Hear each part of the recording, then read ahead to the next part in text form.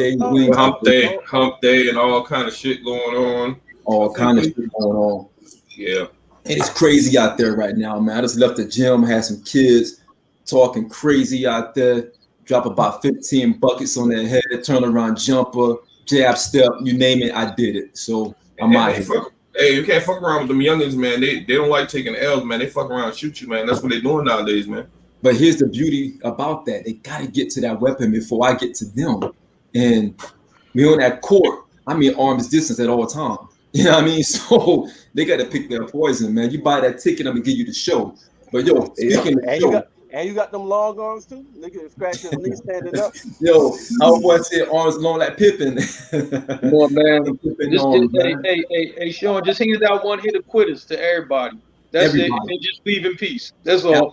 I go on baby boy, and he lined them all up. Yeah, them out. Yo, that was getting to do sometimes, man. That's what you got to do sometimes. Yeah, you might have to pull off your belt for one of them. I don't know yet. You know what I mean?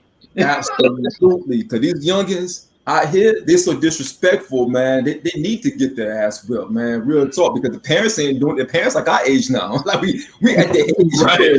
Right. You know what I'm saying? Yo, I asked the kid yesterday, I said, what year you were born? This kid said 2005. I was like, whoa. 2005. 2005. I still vividly remember 2005. Right. Right. When he said, I said, how old your mom and your dad? He said, they're 40. I was like, whoa. I was like, hey. I said, yo, they said, I think you're at 14.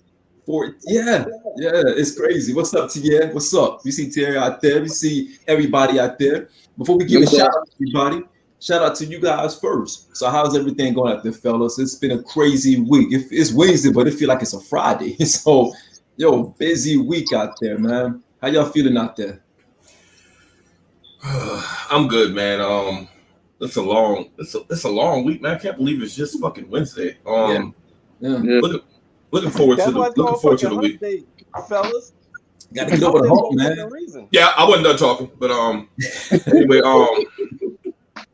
so yeah, man, it's been a long week. Looking forward to the weekend. As usual, I'm out there at these track meets with these kids. I'm in the streets with these kids, doing my thing. Mm-hmm. Indeed. How about you, Merv? How you out there, man? How you breathing out there, man? You know what, man? A nigga breathing all right. Hey, a nigga breathing all right. You know what I'm saying? I got my little drink and shit. I got some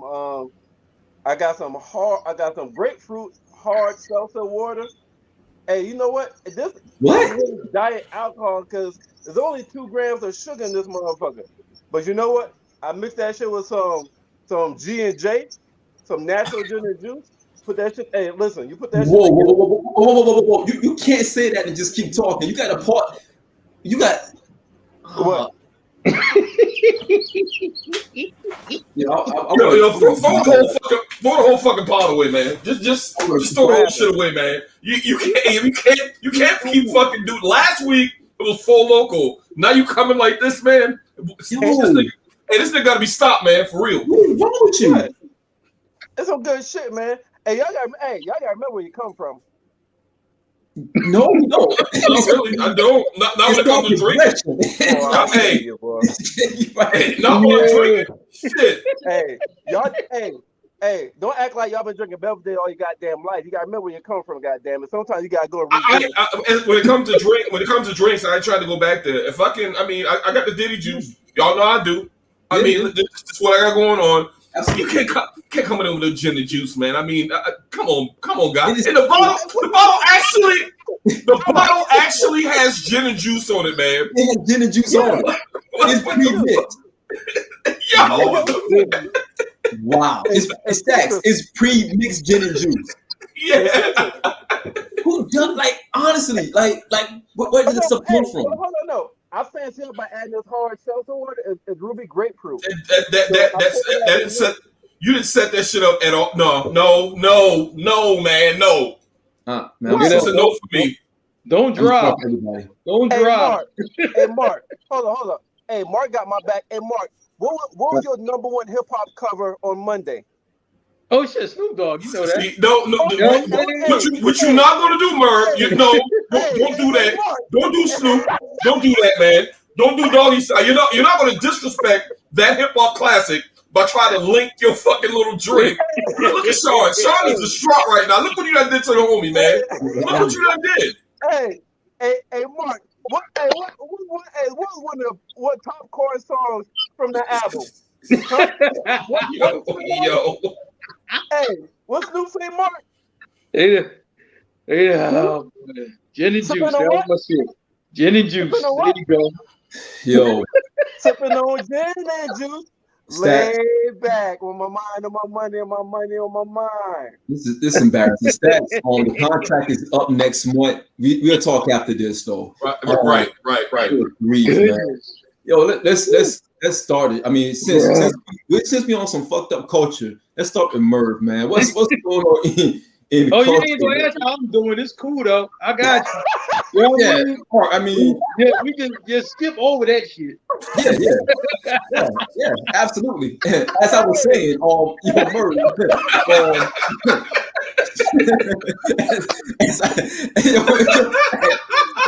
as I were. As you were. Yeah, exactly. Shit. Yeah, as you were.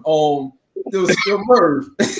We'll come back to you. Since you came on last, we'll come back to you last. Merv. What's in culture tonight, man? What you got for the culture, man? Man, let me tell y'all something, man. I got to sip on this motherfucker before I say what the fuck I'm about to say. Oh boy. Shit. Listen. Mark the Merv show. Y'all hear this nigga out here defending the Kardashians, talking about the Kardashian curse ain't real. Don't fall for the banana in the tailpipe. Don't goddamn believe all that.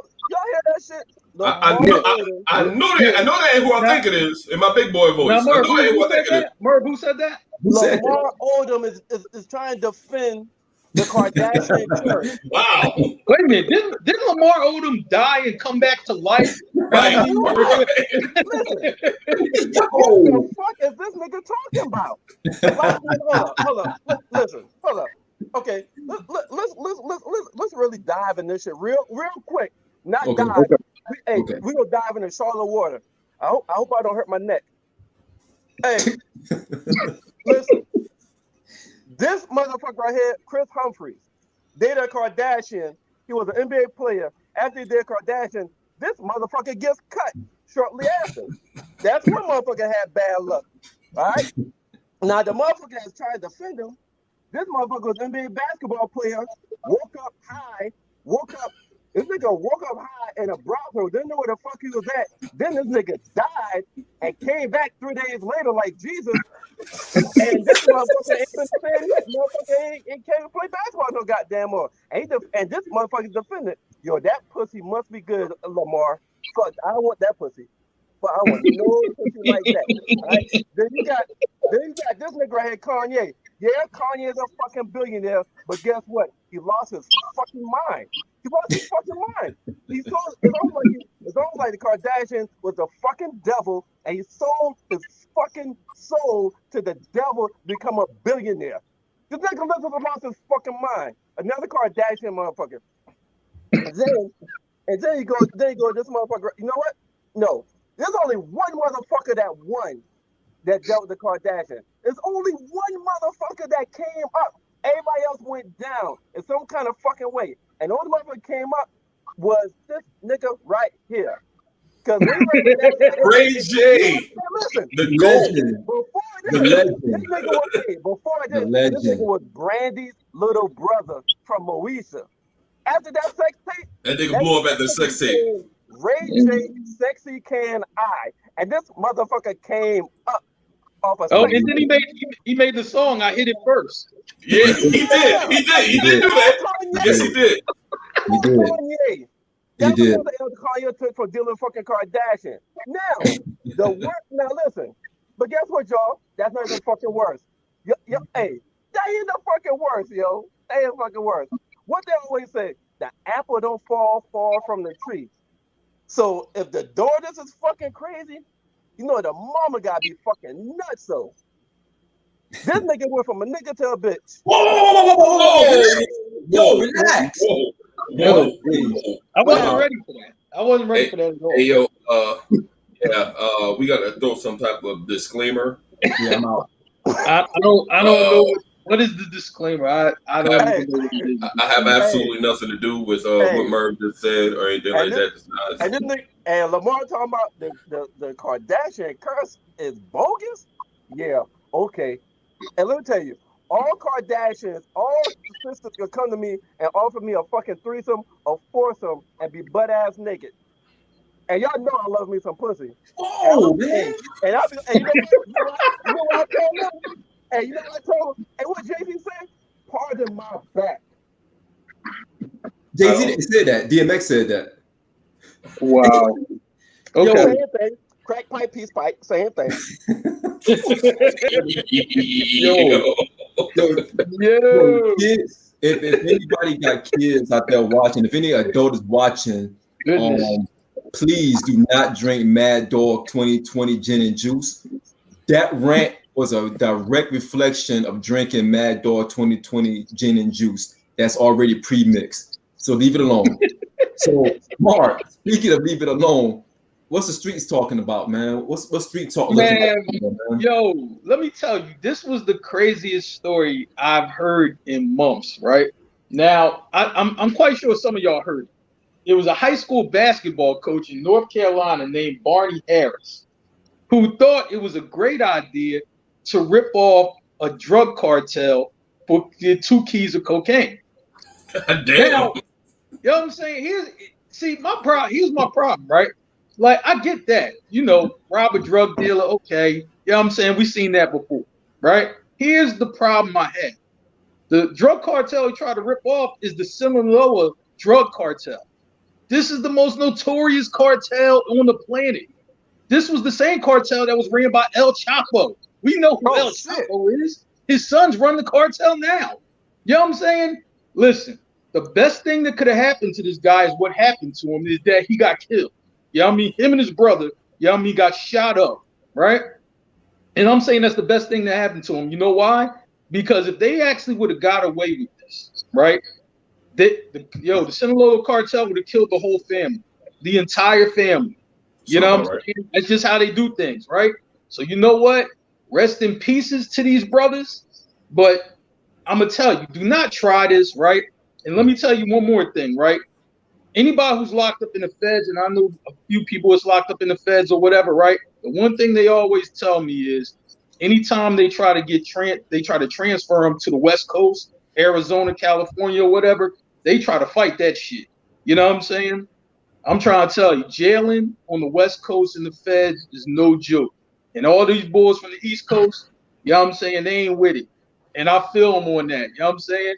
It ain't nothing but a race war and a drug war in them jails out there in Arizona and California. So I'm just like, yo, crazy story. And he was a good basketball coach too. But I'm like, dude, were your lives worth 50 grand? Because that's really, like, what, 22 a key, 25 a key now? 50 grand. That's basically what your life was worth. You know what I'm saying? All time dumb, and you ain't know who you was dealing with. You know what I'm saying? Just a loss all the way around. I'm glad it didn't get to the family. So, hey, man, don't try it. You know what I'm saying? Know who you dealing with before you get in the game. Stick to basketball coaching, homie. You know what I'm saying? Rest in peace. That's all I got. He ain't sticking to nothing right now. But the basketball. I'm saying for the people who might try it, though. You know what I'm saying? Yeah. Word to the wise. Don't, if you're a basketball coach, you use any random Joe, don't mess with the cartel. No. It's the Sinaloa cartel, man. I mean, damn, they make movies about these motherfuckers. Right. Yo, listen to Mark. Take Mark's advice on this. If you don't listen to Mark on anything, listen to Mark on this. It could save your life. It could save your life. Thank you, Mark. Absolutely. Mark reporting live from the streets. Yo, man, it's politics as usual, man. What you got out there, man? What's in your world? Man, I got to talk about this motherfucker right here, man. The Jonathan Pentland, Sergeant First Class Pentland, and Sean will give me help for this. This is an epic fail from a Army senior non-commissioned officer. For you non-military type, senior non-commissioned officers are the blue collar leaders of the military. We down in the dirt training troops, getting them prepared for war and shit like that. Myself and Sean are retired. This dickhead's rank, same rank. So what he does in a neighborhood called the Summit, which is 5 minutes away, subdivision 5 minutes away from where I live at. Sean know where it is. Merv know what it is. Well, we are all familiar with the Summit is. So he's out there talking to this kid. Like, I'm saying kid because he's like 20, 21 years old. And I found out the kid is kind of like autistic or whatever. So that makes it 10 times worse. So he tells this kid, yeah, Merv, yeah, right. He tells this kid that you're in the wrong neighborhood, and he puts hands on this kid, shoves him. His wife, she out there talking shit and all this shit. So there's creed of non-commissioned officers. I don't know if y'all have one. Sean probably don't. In the United States Army, I'm gonna give y'all the first paragraph real quick. No one is more professional than I am. I'm a non-commissioned officer, a leader of soldiers. As a non-commissioned officer, I realize that I'm a member of a time-honored corps, which is known as the backbone of the Army. I am proud of the corps of non-commissioned officers and will at all times conduct myself so as to bring credit upon the corps, the military service, and my country, regardless of the situation in which I find myself. I'm going to cut it right there. Bruh, you ain't did none of that shit. You out there in the civilian population putting your hands on civilians. You're supposed to be setting the fucking example on and off post. But no, you want to, and I'm running to guys like this all the time in the military. Think they're Billy Badass. And this motherfucker's pretty much made it bad. It's a bad stain not only in the Army, but on the armed forces overall. Now, these motherfuckers got to go over all this training and shit like that. You got one motherfucker that fuck it up at everybody. And I know he was stripped of his drill sergeant duty or his instructor duties. This dude was a leader of leaders, and he goes out here and do this shit. I don't know what's gonna happen to him. He's been stripped of his duties. They should kick. I think they're probably gonna make an example out of this cat because we got former General Austin. So he's the Secretary of Defense. His priority right now is to root out bigotry, racism, all these fucking militia groups. Root that shit out of the military. They're gonna fucking burn this motherfucker at the stake. And you, Sergeant First Class, Pentland, or whatever the fuck your name is, you deserve every bit of what's coming to you. You deserve every bit. This retired Sergeant First Class says fuck you and everything you fucking stand for right now. That's how I feel right now. It ran over. Thank you for attending my TED Talk, motherfuckers. Yo, shout out to the Army though. Yeah. Yo, all right. Marine Corps would never, we not dare do that. You know, honor, courage, and commitment, but that's neither here nor there. It's actually here and there. And there. Mark is gone, but I don't think anybody recognize that or realize that. So let's keep it moving. So in entertainment, what I actually want to bring up was Mystical. I saw the Mystical Unsung doc this past Sunday. And it was a very interesting unsung. I feel like Mystical should have been unsung. I think the Unsung franchise kind of went into a different direction with how they wanted to recognize those individuals who probably didn't go to a different level that they probably should have. I honestly don't think Mystical was going to go to a different level at all. So I was very pleased to see him on Unsung. My wife and I, we were watching it. We were, we thought we saw some good stuff on there. But I told her, I said, look, when Mystical first came out, because he had the quick rap flow, the whole bat flow, I think it was different. It was a lot of energy behind it. He had some moments, in hip hop. He was like the shining star, No Limit. That's not really saying a lot because that whole roster to me was very average at best. They just had a lot of hype music. Anytime you got Silk the Shocker on your roster, that brings down the value of lyricism and brings down the value of being an artist. So, I was like, Mystical was just the tallest midget in the whole group, right? So, but what Unsung did show me about Mystical, I lived in Louisiana, really close between Baton Rouge and New Orleans. I lived in Gonzales, Louisiana for a couple of years. And, they love him down there. Like where I lived, we lived in Gonzales and Mystical. Where the fuck are you at, Sean? Gonzales? Yeah. Yeah, it's Man, it's one of the parishes, man. I can't remember. I think it's Ascension Parish. It's literally in the middle of Baton Rouge in New Orleans. Like, I was like 40 minutes, maybe no, about 30 minutes from New Orleans and about 20 minutes from Baton Rouge. It was literally, across. We had a condo right across from the Tanger outlet, so it was a nice area. Like, you could get on the balcony and see the actual Tanger outlet. Nice area. But Mystical lived not too far from us, like close by. But they love him out there. They thought that Mystical was like the second coming, in New Orleans. And when I saw him on Unsung, the first thing I thought about was Mystical got big with Shake Your Ass, when he was with Pharrell. I think that's what took him into a whole different stratosphere. Although he had some very big moments on No Limit. Anytime, Stacks, you travel the world and everything. You're not local like Mark and Merv. There you go. International with it. International, right. no passport needed. Just military ID. Let me get on this plane and ride. Yeah, they know me. They know me out here. That's neither here nor there. That's neither here nor there. But in Cross Seas, Mystical come on in any record. They go crazy. They don't know what he's saying, but they go bananas. They go berserk when Mystical come on just because of the energy. And again, I'm glad that Unsung, they gave him his flowers. I think that Mystical was a talent. I'm joking a little bit, but I do think that he was a talent. I think the guy was very special at that moment. But it makes sense for him to be unsung. Really good show.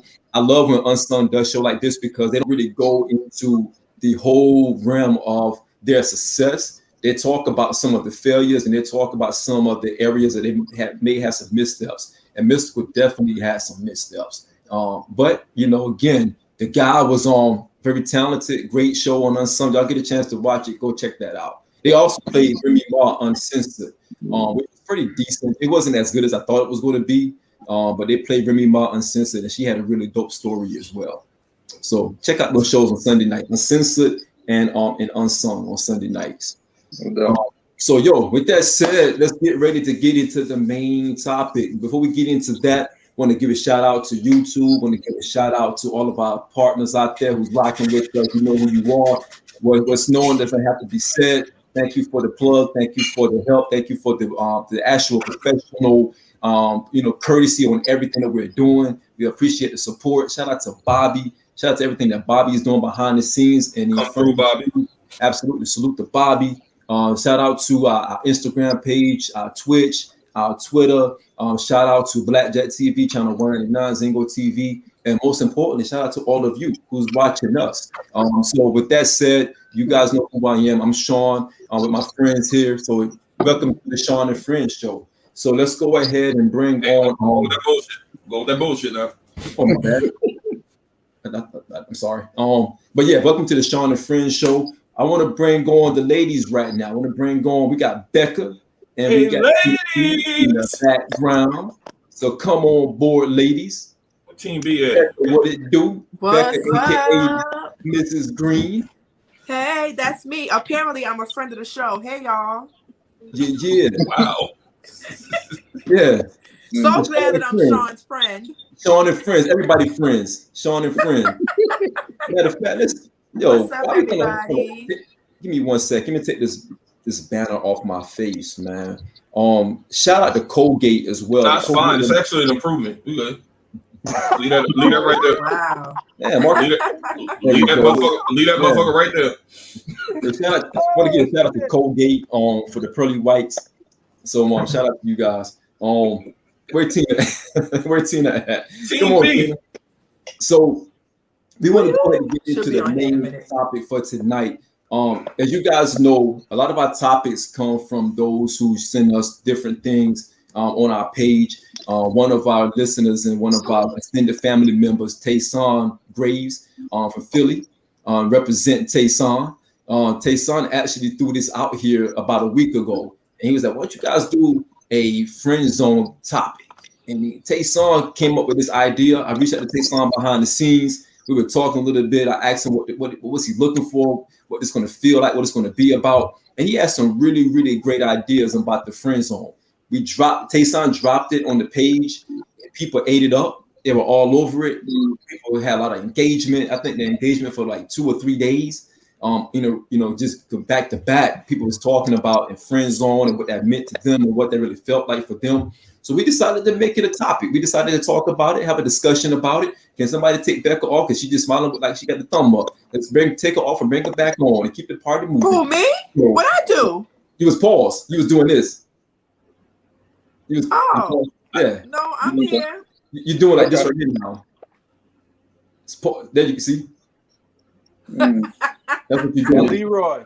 Yeah. Leroy. It's like you got the glow out this motherfucker. She did this. That's my John Cena. You can't see it. Bird, remember showing up too. He said, I got some real for your ass in this hand. I got some real for your ass in these hands. Yo, so let's go ahead and hop into the main topic, the friend zone. So I'm gonna just throw it out to the group. Whoever want to catch it first. What are y'all thoughts on that friend zone conversation that Tayson brought up? And shout out to Tayson as well. The homie, come through, Tayson. By the way, come Hey, through. Tayson. Where you at, Tayson?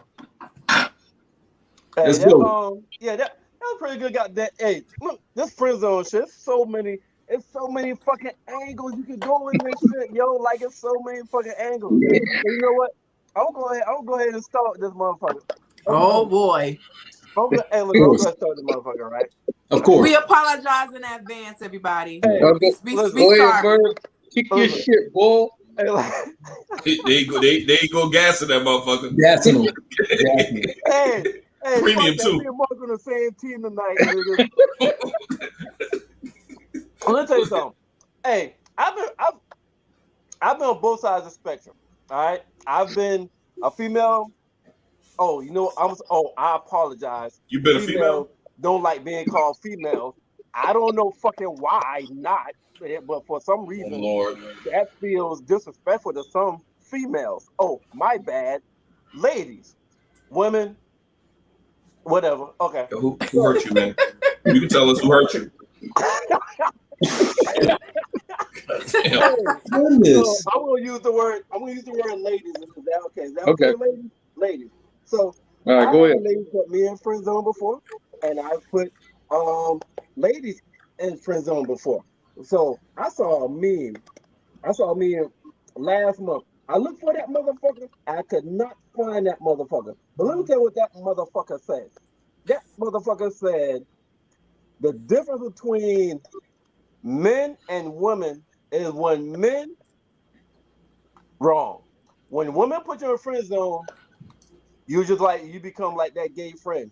They only talk to you for advice and shit. They don't look at you nothing else. But a nigga can't put a female in the friend zone. But a nigga will still fuck you. Meaning, wow. Yeah, I put you in friend zone, meaning I don't want no relationship with you. A nigga friend zone is, yo, we only be friends. We can be friends with benefits. We can fuck. We can even hang out and have drinks and shit. But you can't get no fucking title from me. Lady friend zone, yo, they want to keep everything platonic. Everything platonic. You know, so there's been a couple times that a lady friend zone, that don't sound right, a lady. There's been a couple of times I've been put on friend zone by a woman. That don't sound right either. Whatever. So there's been some times that the opposite sex would be the right way to say friend it. Zone. And you know what? I go along with it. All right, cool. We be friends. You know, and I play possum. I play possum on their ass. You know what the fuck that means? You know what the fuck that means? Play the long game. We're playing the long game. I play dead. You know what I'm saying? I let my Dirty Mac.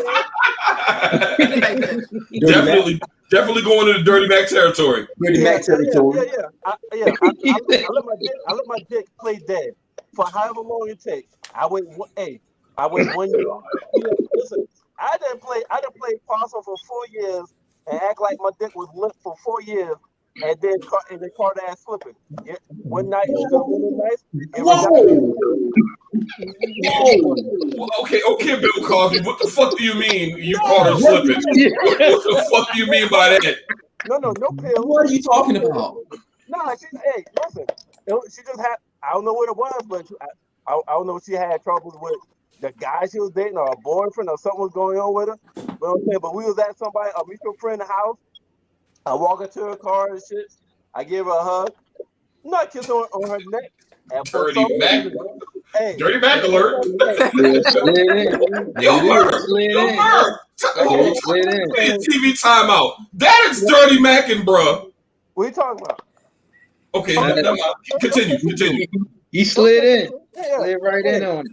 Hey, So I got a question, Bird. Is Dirty Mackin' allowed if you're trying to escape the friend zone? I want to hear comments. I want to hear from the fans as well. Is Dirty Macking allowed by males that are trying to escape the friend zone? That's a legit question, don't you think, Sean? That's a fair question. All I know is that night I kissed her on the neck. By 2 weeks later. Slid in. Slid in. Yeah.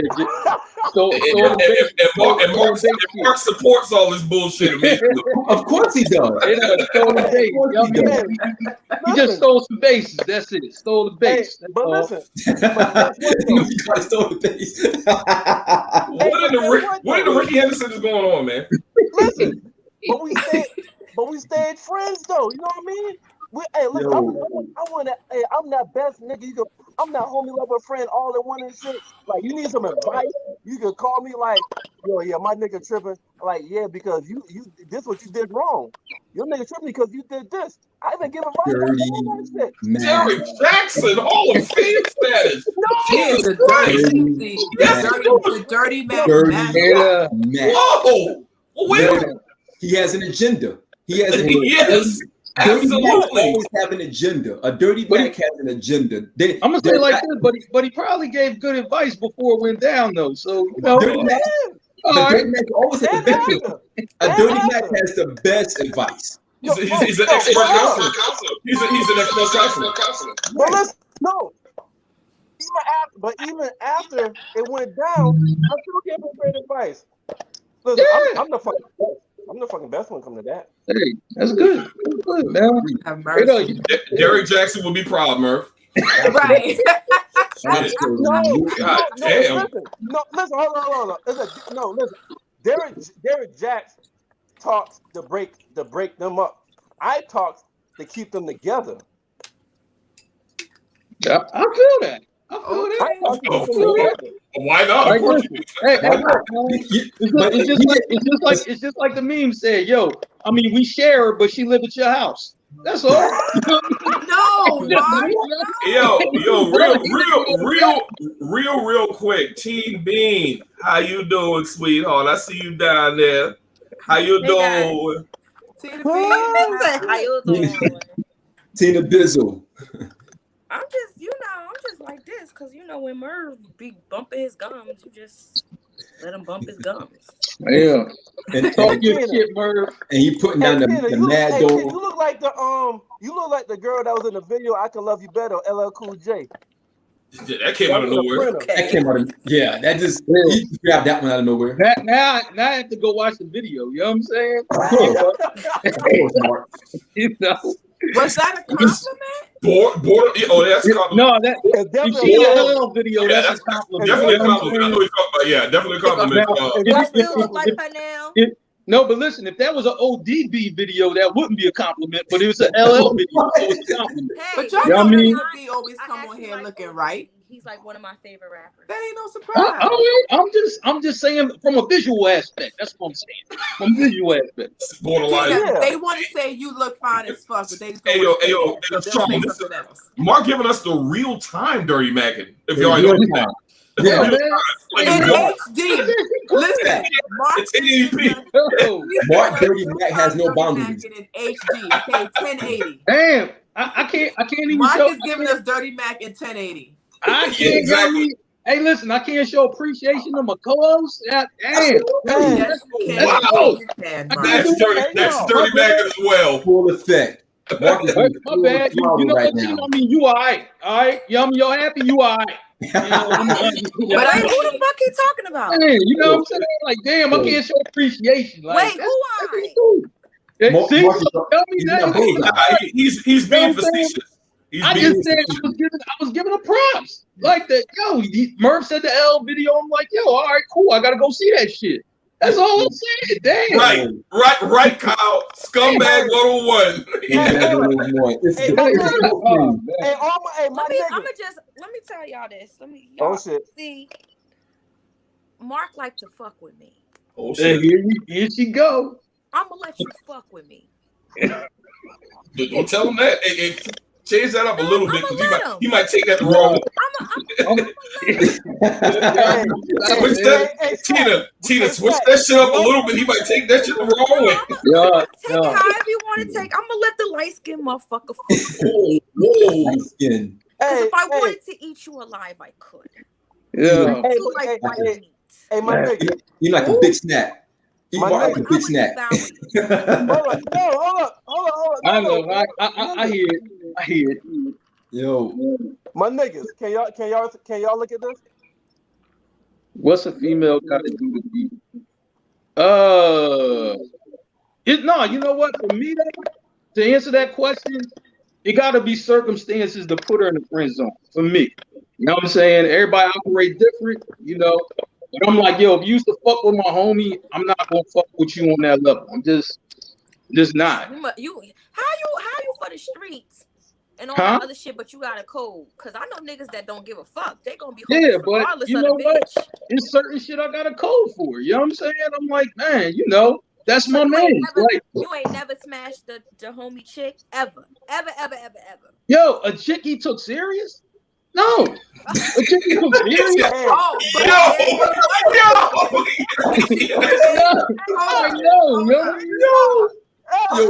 Mark is wild. If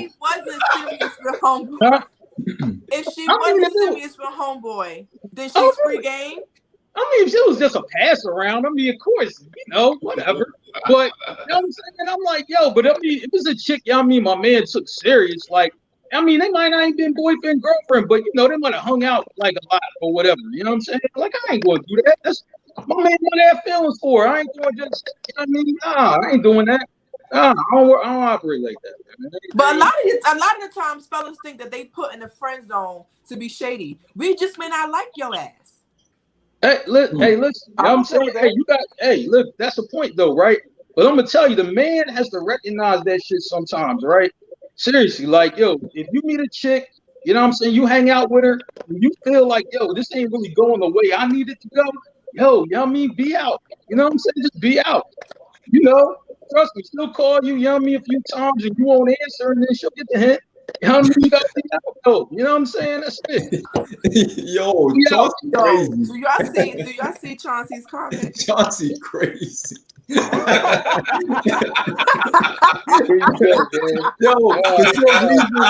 for some reason, I can hear Mark Boyd saying that. Like, I didn't know you took the bull serious. That sounds just like Mark. That sounds like something Mark would say. Yo, nah, man. I mean, if it's just a pass around, like, man. Your wife. Nah, I'm not gonna do that. You ain't see the matching tattoo. Oh, you know, cause you ain't get a ring. I just thought y'all just got tatted. You know, right? No, I'm not gonna do that. I'm not gonna do that. No, I ain't gonna do that. You know what I'm saying? I ain't gonna do that, man. You know, in that friend zone shit, circumstances have to make it that way. Like, if circumstances make it that way, I'm gonna respect the friend zone. But if she tries to manufacture some shit to put me in the friend zone, oh hell no, I'm already out. I'm not before you even come up with that idea. I'm already. But a lot of men really be in their feelings when they feel like they in the friend zone. They be butthurt from being put in the friend zone, and it could just simply be that shorty does not like you like that. Everybody that you like is not gonna like you back. So most of the time, especially if they feel like they really want shorty, and she puts him in the friend zone, a lot of men do not know how to handle that.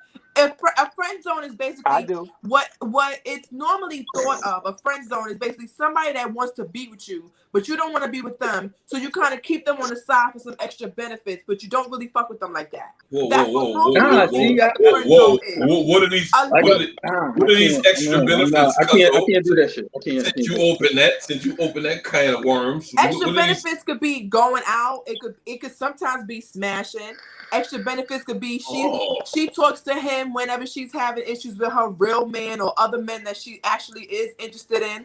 that a friend zone is basically could sometimes be a friend with benefits. Because So- a lot of the times a friend zone is just an option, but just an option not right now. Maybe Okay, so later on. I'm gonna give Mark an out because from what you said, Rebecca, that women friend zoning men sometimes create dirty Macs like Mark and Merv when they try to escape the friend zone. Simply because you said it's friends with benefits. Because I mean, I do realize that there are women out there that friend zone guys, but will still, let them smash. They got. We're grown. There's women out there that do that. I can't do that shit. Yeah, but there are people out there. Okay, Stacks Harvey. Okay, Stacks Harvey. We heard you. We heard you. Get him, Mark. You just throwing us under the bus. No. What I'm saying, I'm just saying the women create dirty Macs sometimes. That's all I'm saying. Now I got to come and help on my man Stacks out. Yeah. Help me out. Give me a lifeline. You're not gonna come like that. Get him off me. You're not gonna do that, man. Stacks is a humble man. Stacks is a good man. He would never put himself in that situation. Stacks does not have an agenda like you, Mark. So you fall back, man.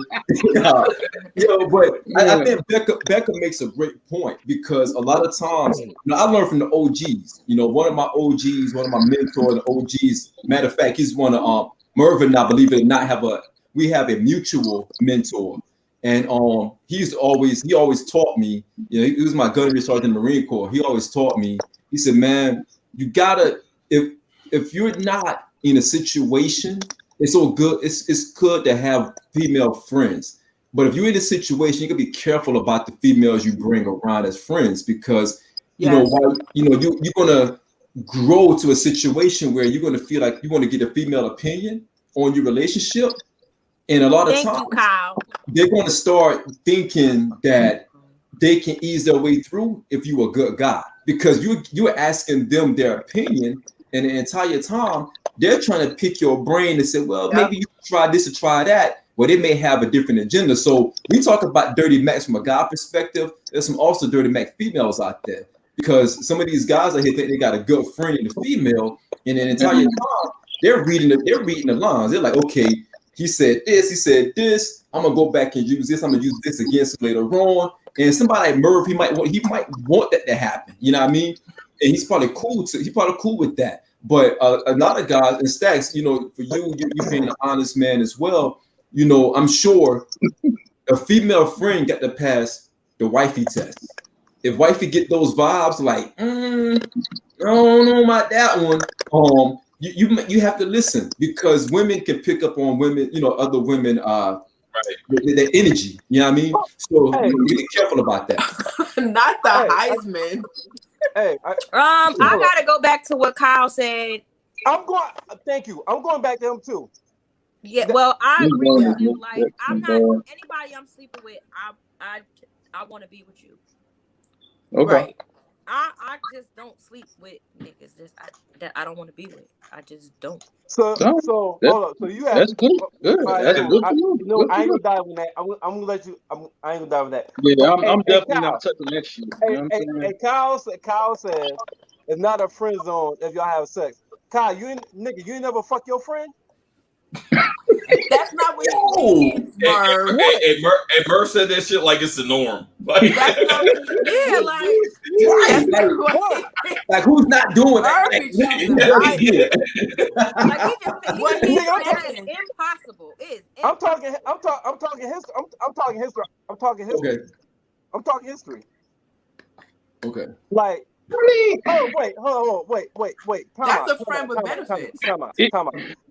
There go your answer. That nigga capping. All right. Just because you a greasy, everybody don't think like you, Merv. You a little freak and you get it wherever you could get it. Don't mean everybody's like that. That's my past life. But what I'm saying, listen, it's hard for me to believe that nigga gonna tell me, and Kyle in his 30s, right? It's hard for me to believe that nigga gonna tell me they ain't never fuck a friend. Get the fuck out of here, yo. Why? First of all, we all know Kyle is a fucking different breed out this motherfucker. Very different. Clearly.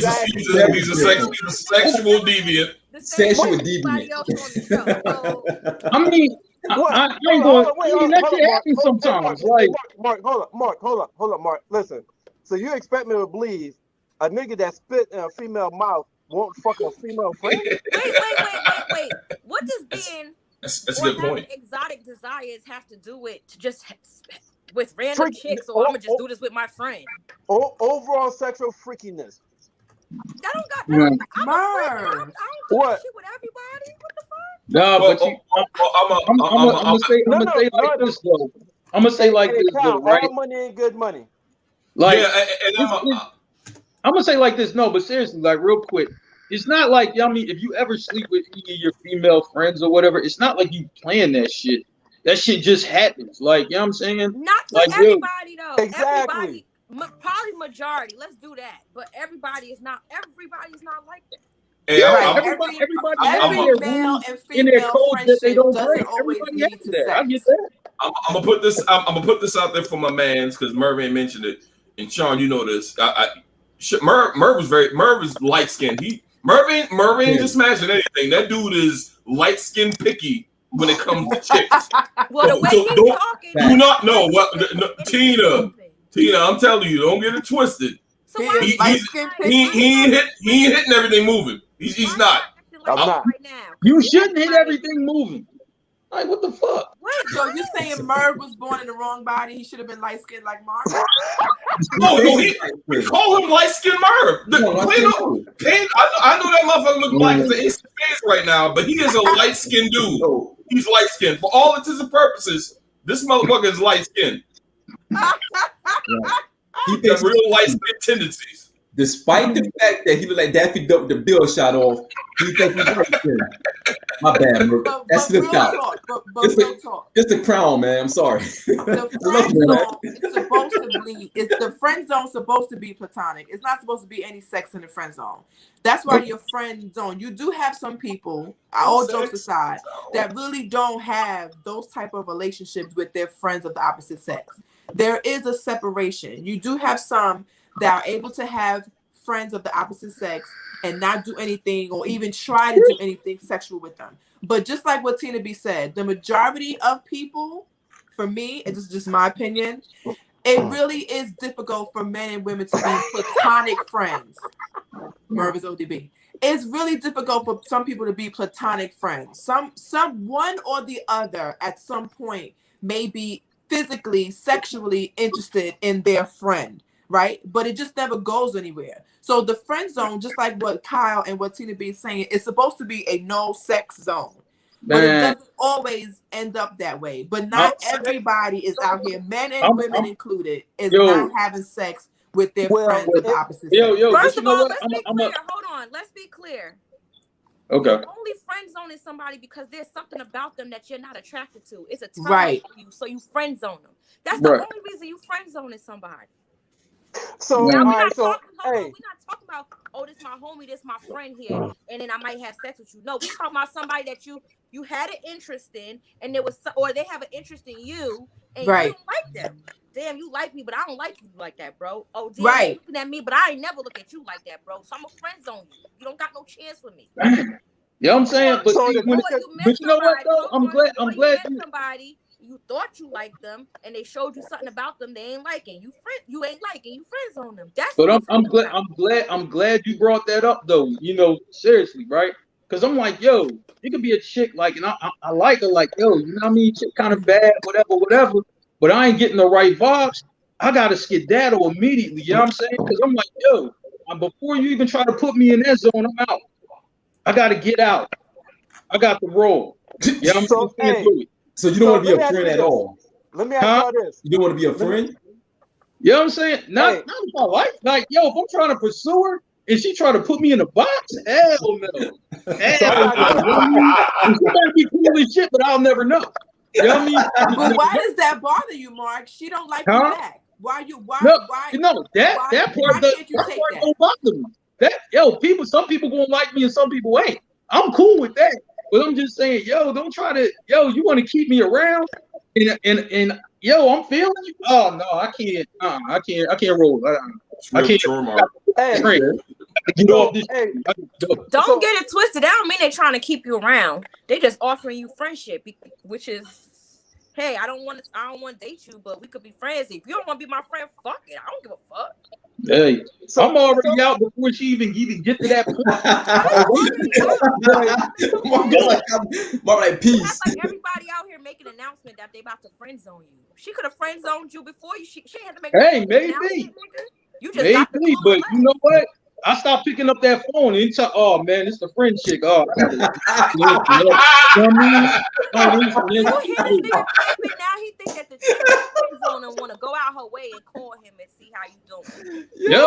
But Mark, that's crazy. Mark, that type of understanding, that's a you problem. That's not a her problem. That's you. No, that's not a problem at all. What I said earlier about men feeling some type of way when they're in the friend zone. Just because she doesn't like you back doesn't mean that you gotta skate out and she's trying to keep you around. She got some ulterior motive. She just doesn't like you in that way. But that I got shit to do. I don't got time to deal with that. I got other shit to do. No, you can't. What you got to do? I got other shit All you to do do is fuck bitches and throw them back to the Well, street. post that again. That's tell them, Tina. Yo. Hey, read that. Hey, yo, shout out to my homeboy Trey with this comment right here. My homie Trey. Friendship is not a consolation prize if I'm wanting to be with you. I think that's what Mark's trying to say. Like, Mark don't want to be with that hoe. He want to smash that hoe and throw it he back. want to wham. He want to wham her, right? Yeah. And she may pick up on the fact that you just want to wham. So she's saying bye. I don't want to wham and get out of Hey, God. listen. Y'all mean look, circumstances have to define why I have all my female friends. Circumstances define why we're friends. I'm good with that. Me and them can hang out all the time. But if it's just some chick that I meet, you know what I'm saying? Like, you know, I might have to slide in there. You know what I mean? If she trying to be on the friend shit, I got to be out. You know what I mean? If I ain't getting that vibe that I need, and I'm gonna know that immediately. I got to be out because you just that nigga, huh? I know. I'm not. I wish I was that nigga. That means every chick will be on. I wish I was. He tried to be that nigga. I gotta get that. Maybe if I get some more bread, he can't help himself. He's trying. Mark is trying I'm trying to be that fool. Hey, so I got a question. I got a question. Do you see what Kyle said? He said, "Yo, real talk. If a chick put you in the friend zone, they not calling you, bro." I disagree. So I got a question. I disagree. Okay. Yeah, I disagree with that too. But I got a question, y'all. I got a question. They might want advice. I don't know. Hey, hold up, Mark. I got a question. I got a question. Because the whole time we've been talking about friend zone, we've been talking about friend zone and the precursor. All right? And the precursor. So can friend zone happen post-cursor? And what I'm talking about is there such thing as being friend zone after you fuck? You had to let the ladies in. Well, after y'all stop dealing with each other immediately. No. So okay. Yo, I know what Merv talking about. Merv, I know what I'm talking about. I'm about to tell you. I tried. All right, go ahead, team. I actually liked somebody, dated them, and it turned out to not work. And I'm like, but because we had a connection and we dealt with each other for some time, I was like, we gonna be friends. Now he said, I'm not friends with nobody I fucked. And I'm like, okay. I'm not gonna cry over it. I guess we just not gonna speak no more. The end. Okay. Yeah, that's just a regular. That's just a relationship that y'all ended up breaking up and y'all are still friends. No. I'm talking no. That's different. Never. Or even just smashing or whamming, whatever. Never a relationship. Not a relationship. Y'all never reach relationship status. Somebody, y'all mean that you been with. But y'all mean, you know, like, all right, we dealing with y'all fucked a couple of times. All right, but y'all mean y'all both decided like, yo, this might not be the move. Like, is that it? Sound like fuck buddies. Right, that's what it sounds like. Okay, so all right, cool. Can you be? Is there such thing as being friend zone after you fuck? Yeah, because y'all just fuck buddies. That was established that y'all just fucking. No, he's saying if you stop, like, if you stop. Yeah, because y'all. The whole point of a fuck buddy is we don't want to be with each other, but we attracted to each other. We want to fuck. Yeah. Well, we don't want nothing else but that. We cool as hell. Your dick good, your pussy good, and we gonna do this until we decide to settle down and we find who we want to find. Then we part ways. So when we don't find who we want to find, you just friend zone. Like, you know what? I don't want to fuck no more. I don't want to fuck no more. We just be cool. Have an agreement to be fuck buddies. Now, if that person catch feelings, that's on them. Yeah, exactly. I mean, exactly my point. That's on them. That's on them with that feeling shit. You know what I mean? We don't got no time for that over here. But look, the textbook definition of a friend zone is when someone wants to be romantically involved with the person and the other person doesn't reciprocate. Like if you look it up, if you Google it or whatever, that's the textbook version. And this happens every day. What's the urban version? This happens every day. The Urban Dictionary version? Yeah, what's the urban version? Well, I guess the urban version would be somebody you don't want to be with now, but you keep them around in case you want to be with them later. A dick in a glass bottle, pussy in a glass bottle. Did your dick in a box? Shout out to my homegirl Sam. No, I saw her in the comment. Yeah, you got people that's cool with each other, and they're like, oh, if we don't have kids by the age of this, we're gonna have kids together. They ain't like each other like that, but they have agreements like that. There's all types of layers when it comes to romantic relationships. That makes sense. I heard about that too. I can see that. When my whiz dumped me back in 2005, I was like, yo, can we be friends? And she was like, nah, nigga, we ain't gonna be friends. So I was like, all right, I'm gonna listen to I Need a Girl Part 2 with P. Diddy and Part 3. Yo, that's a true story because when she dumped me, I was like, she was working at JCPenney's and Stacks. I'm kind of fucked up right now, so please pardon me. But I drove I drove from Beaufort. I was stationed in Beaufort, and I drove from Beaufort to to her job. They're like, yo, we can't be friends.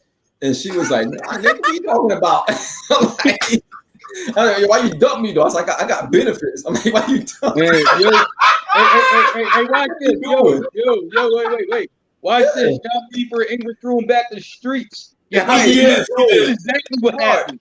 Exactly about it. She didn't throw me back to the street. She didn't throw me back to wherever. She threw me back. Like, I don't think she kept on landing on the streets or landing anywhere. But I was like, yo, can we be friends at the very least? And she was like, nah. And she was working behind the register. And I'm out there. You know what I mean? I had my velour suit on, I had the chain rocking, you know what I mean? I had the Yankee fitted. I had drove up there. I had the Mercury Mountaineer on 20s, you know what I'm saying? So they heard me coming because I had the boom in the back. And I was like, hey, Sean, what's that damn brand? Was it Vortex or Vorex or V? Fuck. I can't remember the brand. What are you talking about? Because the boots. Averex. No, I had no Averex. I had Sean John. I had the Sean John velour. I remember that day. I remember that day vividly because I had the Sean John velour, and I went there looking fly. I had my cologne on, I had the Polo cologne. I said, "Yo, we can't be friends." You was one of those friends that had to work to get back in. Yeah, you know, it's crazy because and I think that kind of goes into what Becca was saying. Like we were dating. This was the second time. The second time we kind of broke up. She dumped me and everything. So it was one of those things where, like Becca mentioned it earlier, I had to work back to even get back into that situation. You know what I mean? Because when she dumped me, she didn't want to be friends. I didn't do anything. I was playing basketball, doing wild things, and she was like, "Yo, we can't be friends as well." So I'm like, "All right, cool. I'm going to listen to P. Diddy. I Need a Girl Part 2, and I'll be fine." And, when that didn't work, when that song wear off, I had to go back and start working at it. But I kind of fucked up. Trying to get my way back. Right. Sometimes the fly shit don't work, man. Trust me. I mean, right. I didn't say hey to a girl, y'all be sitting on my car and everything, rimmed up and all that. She still walk by. Sometimes the fly shit don't work. But Mark, let's be honest though, fellas.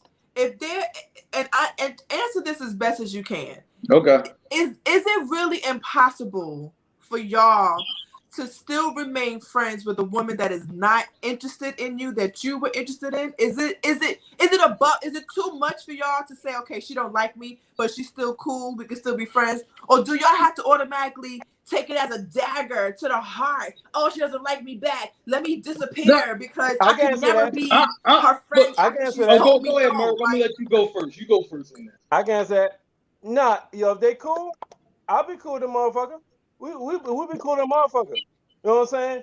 But I'm gonna tell you this. I'm gonna tell you this. Hey, I'm opportunistic. So that one night of weakness that she called me, I'm waiting on that night though. Unless, you know what I'm saying? So no, hey, it's long not game. Long game. Listen, I'm in sales, so it's not that game. You know what tells me? All right, is shit. I ain't closing right. I gotta use another way to close it. You know what I'm saying? I ain't close the deal. All right, so you know I'm gonna wait. Goddamn, bullet my value. Wait till she see the value in me, or wait till and then trying to raise your draft stock. Hey, boom. Yeah, he definitely is. Hold on, we got Trey answered Becca's question. He said, Becca, yes. That's how he said I don't.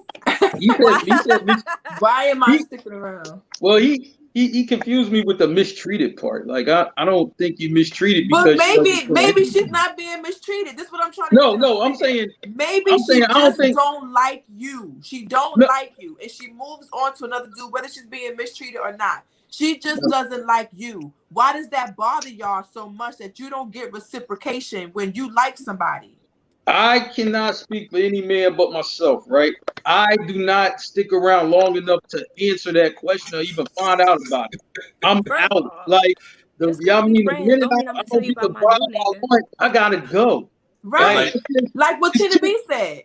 It's too much going on out here in the world. You know what I mean? For me not to be involved with it.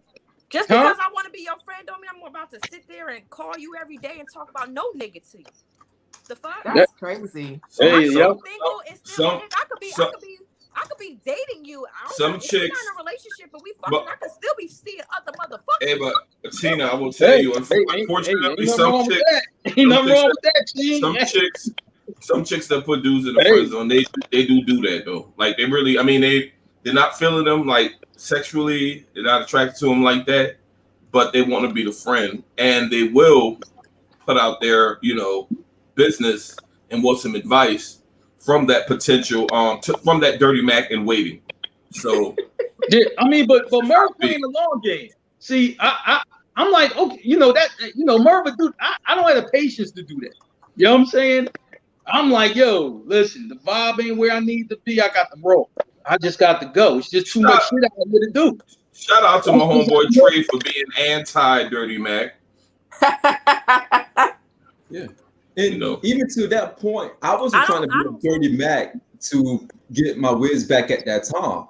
I really wanted to understand when she dumped me. I was trying to figure out, since we're not, boyfriend and girlfriend no more, like, can we at least be friends to try to figure out our way back to each other? That's borderline Dirty Mac. It's a little bit. It really is. That was 25. It's a fine line. I had more for them to accept friendship because they want more, and really they just can't be her friend. I mean, I've heard that story before from other dudes. Story. I just, that's a lot of people like I like you too much to be your friend. I don't know that story personally. I'm just not around that long. You know what I mean? To know that. Do you notice anything that's vulnerable or showing a soft side of a man? Mark is not that dude. Everybody facing and sweating him. Right. No, it's not. That's not it either. You know what I mean? I just can't stick around. That's all I'm saying. I can't stick around. All your bitches. That don't make you the man. That just means you can't stick around. That's all that means. Shit, I can't stick around. Ain't nothing wrong with that. That's not what the sentence said. The sentence said, I can't be your friend because I want more than that. I like you more than that. So I can't settle to be your friend. So you never felt that way over a chick? Nah. I'm out. I'm out. I'm just out. I just like to be out. I'm free, man. So you I never like liked to the do chick me. like that in the first place. So why do you even care if you get? No, I'm just saying. Not? I mean, now if that's my main joint, that's different. But you know what I'm saying? Like if it's just like a chick you meet, like how Why can you you always even gotta find break that it out? down like main joint? We talking about a person you like, period. You got multiple bitches. You talking about number 2, number 3, number 4, and my main joint, number 1. Like the point guard is. The bull Yo, got listen, options. The bull got Yo, options. I can't Hey, stick hold around on. to Bull find got shit out. Like options. I'm not a stick From my around type understanding- ball. Like I Hey, don't do that. From my understanding, all market saying, if I meet a chick You and gonna I'm mark your trying skate to parties. fuck, and she was like, "Yo, I just want to be friends," and you're like, "Okay, well, cool. We're on a different page. You go back. You go in that book over there. I'm going back in this book over there. I want to find me a motherfucker trying to fuck and be on the same page with me and my dick." And why do Wow. some boys? But this is the thing I don't understand. Wait a minute. I'm gonna tell you, this is the thing I don't understand with some boys. Like, yo, they really be getting upset about this shit. I'm like, yo, dude, it's a gazillion Johns out there, man. Go get them. that's because they really like the chick. Y'all just talking about fucking. Y'all not talking about genuine. But you gotta get to know her to like her, right? Up.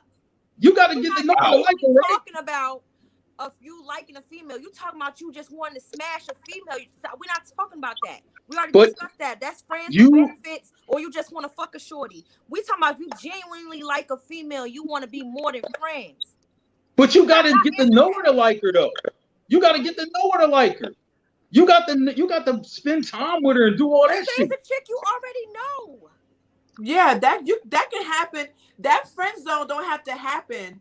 And as soon as you meet her, it could be somebody that you was friends with for years, and then year 3 you decide, I think I like her. I really want to be more than friends with her, and she's not interested in you. She's not interested in you like that. Talk to him, cousin. So it can happen at any moment, but in a regular way. I just don't understand I guess motherfuckers just don't understand how I talk. That's rough on the ball. I'm feeling for that situation right there. So wait a minute, it's a chick you know what I mean, and you know her for years. And it's like, yo, man, I'm really feeling her, right? And she ain't feeling you back. Oh man, I'm glad I never went through that. But damn, I feel bad. Seriously, I feel bad for her. Man, that's Hey yo, Mark, a wild motherfucker, bro. Mark, wild, but you a wild boy. I feel bad for him. Wild boy. I feel bad for that boy. So that's he never been burnt before either. So let me ask you. I feel bad for that though, man, because it's like, yo, a chick that he know and he known her for years, and it's like, yo, he comes to the realization of whatever he come to, and he like her. You know what I'm saying? And she just like, yo, I don't see you like that. That hurts. So then can you go? So then there's already a friendship there. There's already a friendship there. Now I'm gonna say like this, right? Okay. Now, all right, you know what? If that's the situation, I don't think a boy should be like, yo, man, dismiss her, get rid of her, because you already friends with her. You know what I'm saying? No, if you're already friends with her, that's what you is. Like, you got to take that. You got to accept that for what it is. You know what I'm saying? I can't listen to Mark because he never experienced it. So, yo, how you gonna tell me what I experienced? Yo? That's some real shit, Trey. That's some real shit, Trey. Wait. Let me see that. Keep that up. Real shit. I love the homie. She wanted to be friends or stay for. I've been there before. 3 years. Ooh. I've been there before. Ooh. That's real shit, Trey. Yeah. Talk to him, Trey. Talk to him. That hurts. Hey. That's real, but it hurts. It hurts, right? That's my dog. I gotta pour something else. That's my dog. That's my dog. That hurt me right there. Yeah, that hurt me. That's real. That's real. That's real. Because that's being friend zone and then having a double bag or realizing that you can't, because that's with me. Like if I like you, you don't like me back, that's okay.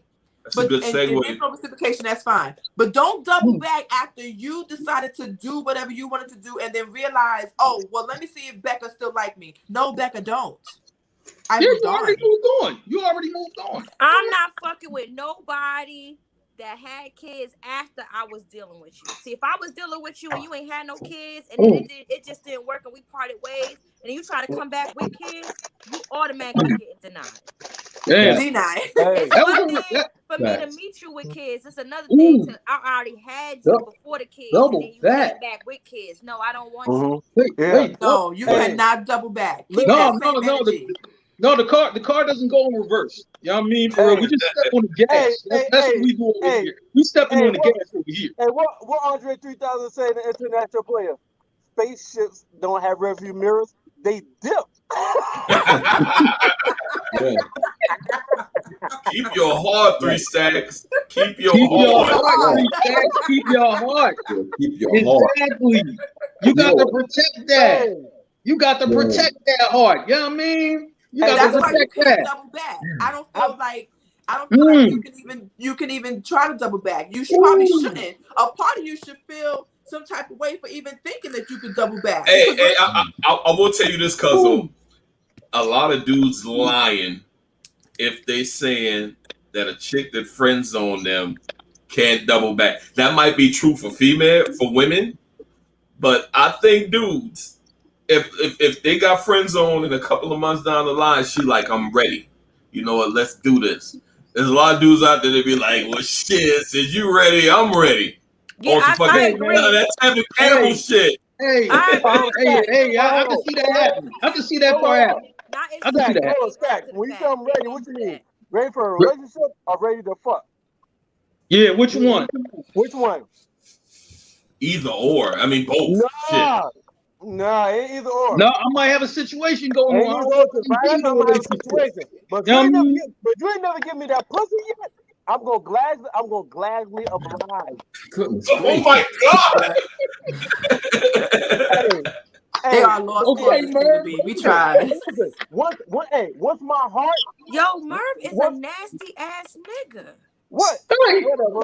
Hey, he light skin. Remember Tina B? He light skin. And then Mark is disrespectful than a motherfucker. He just double back. You only do double back. That's not disrespectful. Women, like really? Nah. Wait, Mark just said nah. No. I said nah.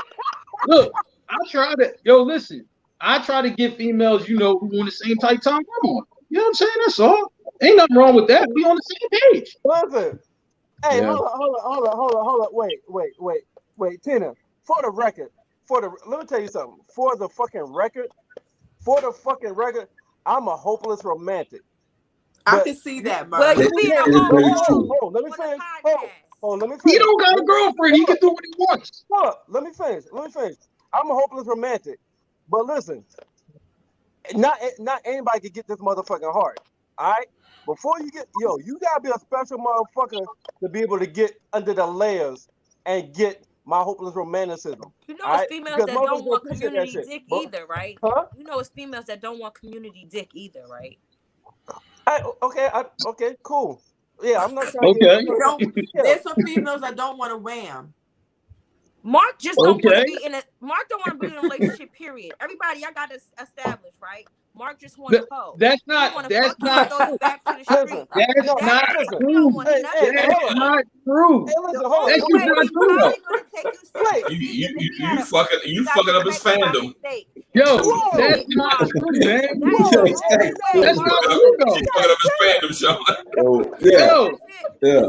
Hey, listen. The only I'm just living life. Settle down is if Mark had a oops and she got pregnant because he don't want to be a baby daddy and he loves kids. Other than that, Mark does not want that's I can see that. Mark loves kids. You know what I'm saying? Listen, it's always going to be somebody.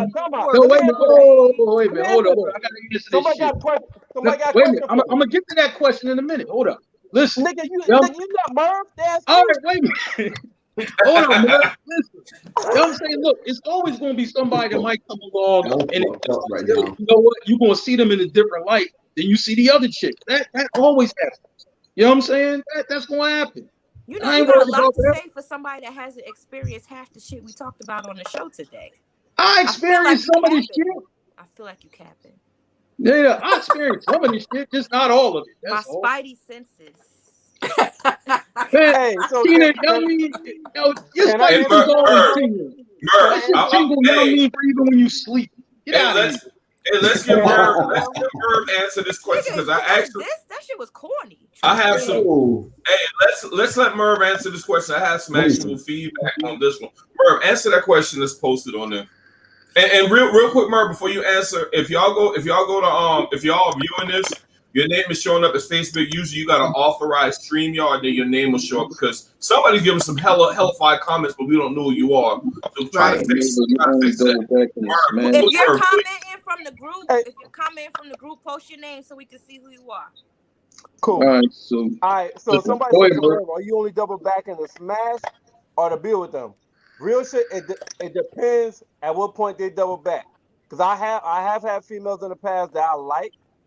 And they moved on, and I didn't meet anybody, and they double back. Yes, Leo, let's try this again on like being together and seeing where it can go. All right, now if I done moved on, I'm not interested in them on that level. Yeah, I'm double back in the smash, and you get the fuck on. Okay. And here's my take on that. Y'all know that men have a whole lot of pride, right? So if you tell a guy that you're not interested, he may accept that. If you double back a couple of weeks or some months later, he's going to look at that like, oh, you done been with a guy or two, right? And it didn't work out. Now I'm like the fucking consolation prize. So you know what? I'm gonna go ahead and smash you and move the fuck out. I mean, and that's just how the game is played sometimes. I mean, Mark, Merv, do y'all agree? I mean, because you're not gonna do is you're not gonna put me in. I mean, you can friend zone me all you want, but what you're not gonna do, you're not gonna deal with dude number 1, 2, 3, and then be like, you know what? Let me go back and see what this dude was talking about that I put in the friend zone. Yeah, I'm gonna entertain you, but it's a smash and dash, and that's just what it is. I'm sorry. If we started dating, I've shown you some flashes on how I am and how I treat my ladies. You know what I'm saying? I've shown you flashes. So though you can't go goddamn be with the next couple of niggas and be like, yo, these motherfuckers just animals. And be like, damn, that nigga really was treating me good, and then double back come out. Yo, that shit happens though. That shit happens. That's what I'm saying. So, yeah, but now I'm not gonna act like I've never doubled back and be like, yo, okay, I'm still feeling you. So let's see how I go. I've done that before too. But all I'm saying is, if my feelings have already passed you, and them shit have already skeeted out my goddamn system, and you double back, I'm just trying to fuck if I haven't fucked yet. Right. Good luck for that. But y'all are putting it in a situation where, y'all are creating a situation where Shorty just is trying to play you, right? Like she don't want you, she wants other dudes, so she gonna smash the whole city and then come back to you like, I'm ready now, and that may not always be the case. Just basic foundation. You like her, she doesn't like you back. She puts you in the friend zone. You feel some type of way about that. So you decide, I can't even be friends with her because I'm not going to be able to get over the fact that I like her. So instead of me being there and having to put myself through seeing her with other men when I want to be with her, I'm just going to decide not to be friends with her. That is an okay thing. I don't do that. I understand, not you. That is okay to say, you know what, I'm not going to be able to endure seeing her with other men because I want to be the man that she's with. So let me just back all the way up and just completely take myself out of being in her existence because I don't want to see it. But then you have to, if that is the case, then you have to understand that I don't want to use the word maturity, but that's the only thing that comes to mind. There's a maturity in you that you got to have to be able to withstand rejection and still be in the space of that and not feel some type of way. Talk to him. Sometimes sometimes people do have to experience all the wrong things to know that you was the right one. Yeah. So I said, is that fair though? Is that fair to the dude that you friend zoned previously though? Because I don't like him like that. Hey, like like that. Hey, a good good chick, but he not ready to settle down right now. He want to go hoe around, and then he want to settle down, and he want to make that good chick his wife. Get the fuck out of here. That shit happens. Hey, but check this out. Like Jay-Z said, hey, Merv, like Jay-Z said, I'm a man with pride. I'm a man of pride. You don't do shit like that. Shit like that. You don't pick up and leave me sick like that. I don't want to hear nothing Jay-Z said. I'm so damn sorry to hear that, Tina B. You gonna get these bars. If Beyonce wanted to cheat on him right now, his ass will still be right the fuck there. He ain't leaving. It's only right because he done got his off. Yeah.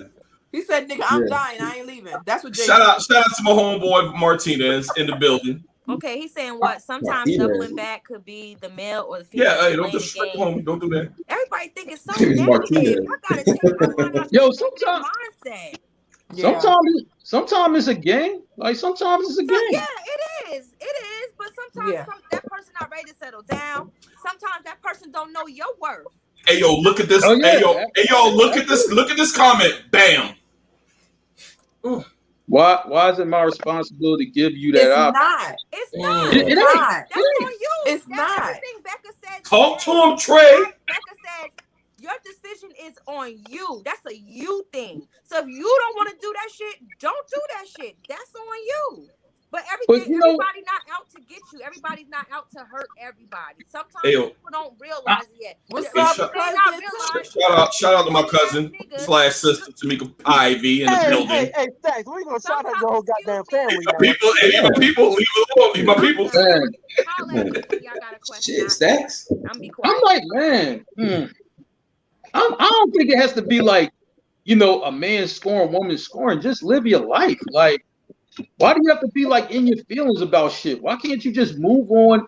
But that is completely different than what you said earlier, Mark. It is. That's completely different than what you said earlier. All right, wait a minute. Hold on. What did I say earlier? You know what I mean? So earlier you was like, nah, the bull can't be there. The bull got to dip off. The bull got to leave. That's me. Right? But then now you saying that to live your life. That's exactly what I was talking about. But that's living your life, though. Living your life is dipping off. You know what I mean? For it to but it's your mentality behind it, Mark. It's your mentality. If somebody doesn't like you back, that is okay. If you decide not to be friends with her no longer because of that, that is okay. But if you walk away with the fuck you bitch mindset, that's you know what I mean? I'm not mad at her. I'm not mad at her. No, I'm not mad at anybody. You know what I mean? Mark just said he's not wasting his time. I just don't want to waste no time. I got shit to do. That's all Mark is saying. But I ain't mad at her. Hey, Tamika Peavy got a question. He said, but is it the same if you put them in the friend zone and they basically wear you down to be more than a friend and you give them that chance? I've done that before, Tamika. I played. How'd that work out? Huh? How'd that work out? Touchdown. Okay. hey, Steve Urkel, I'm weighing you down. I'm weighing you down. You know what? I ain't a machine neither. So did you wear her down so you could smash and go about your business, or you wore her down because you wanted to actually be with her? Both. I've been in both situations. Okay. I'm not batting 1,000 now. I'm batting like 400. But in baseball, that's a high ass percentage. It really is. That's above the Mendoza line. But that's really and I want to. Because I want to transition this because we had another topic that was really heavy in the I'm sorry, I'm fucked up. I ain't gonna lie. So pardon me for my slur. Was you taking shots? Man, I'm drinking this Crowns for like the last hour or so and straight. I don't drink Crown like that. Yeah. Yo. Hey, Sean, you sound fucked up. You I know what you about to say. You want me to say it? I got you. I got it. Let me shake it off. All right. All right.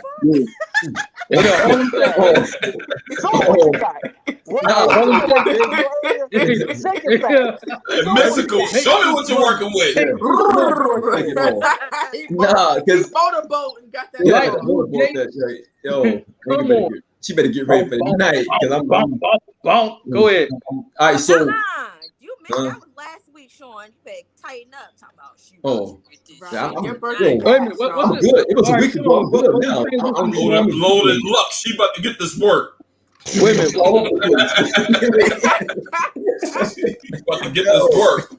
All right, what's the next joint, Sean? Like smashing that baby aspirin. But yo, so so check it. So in the comments that we had earlier this week, we were talking about smaller people, right? Smaller guys, right? Okay. And we were talking about women missing out on a good guy that might be way shorter than them. Now, so how that relates to the friend zone piece, not just talking about shorter guys or whatever, but we're talking about guys who may not be a good looker, right? Is it easier to put that person that might be physical attraction or a mental attraction into that friend zone? And most importantly, the other side to that question is, can you validate that person as much as possible when it comes down to the fact that you're not physically attracted to them, but they're still a good friend of yours? Does that make it easier to have that friendship? Like the friend zone is for people so basically all you asking, is it easier for like a Laura the friend zone of Steve Urkel, even though that nigga would treat you like a motherfucking princess and a motherfucking there you have it. Thank you, the way that a female always says, I want to be fucking treated, but because physically, that nigga don't meet your normal standards, so it's easy to friend zone this nigga, and then you go with this nigga with a 6-pack, 6 feet, goddamn, all the shit you looking for, but that nigga probably may treat you like shit, but you trying to goddamn work this shit out. But Merv, because hold on, Urkel and that happens every day. Good example, because both Urkel and Stefan love the fuck out of Laura. Yep. But go ahead. But the answer remains the same.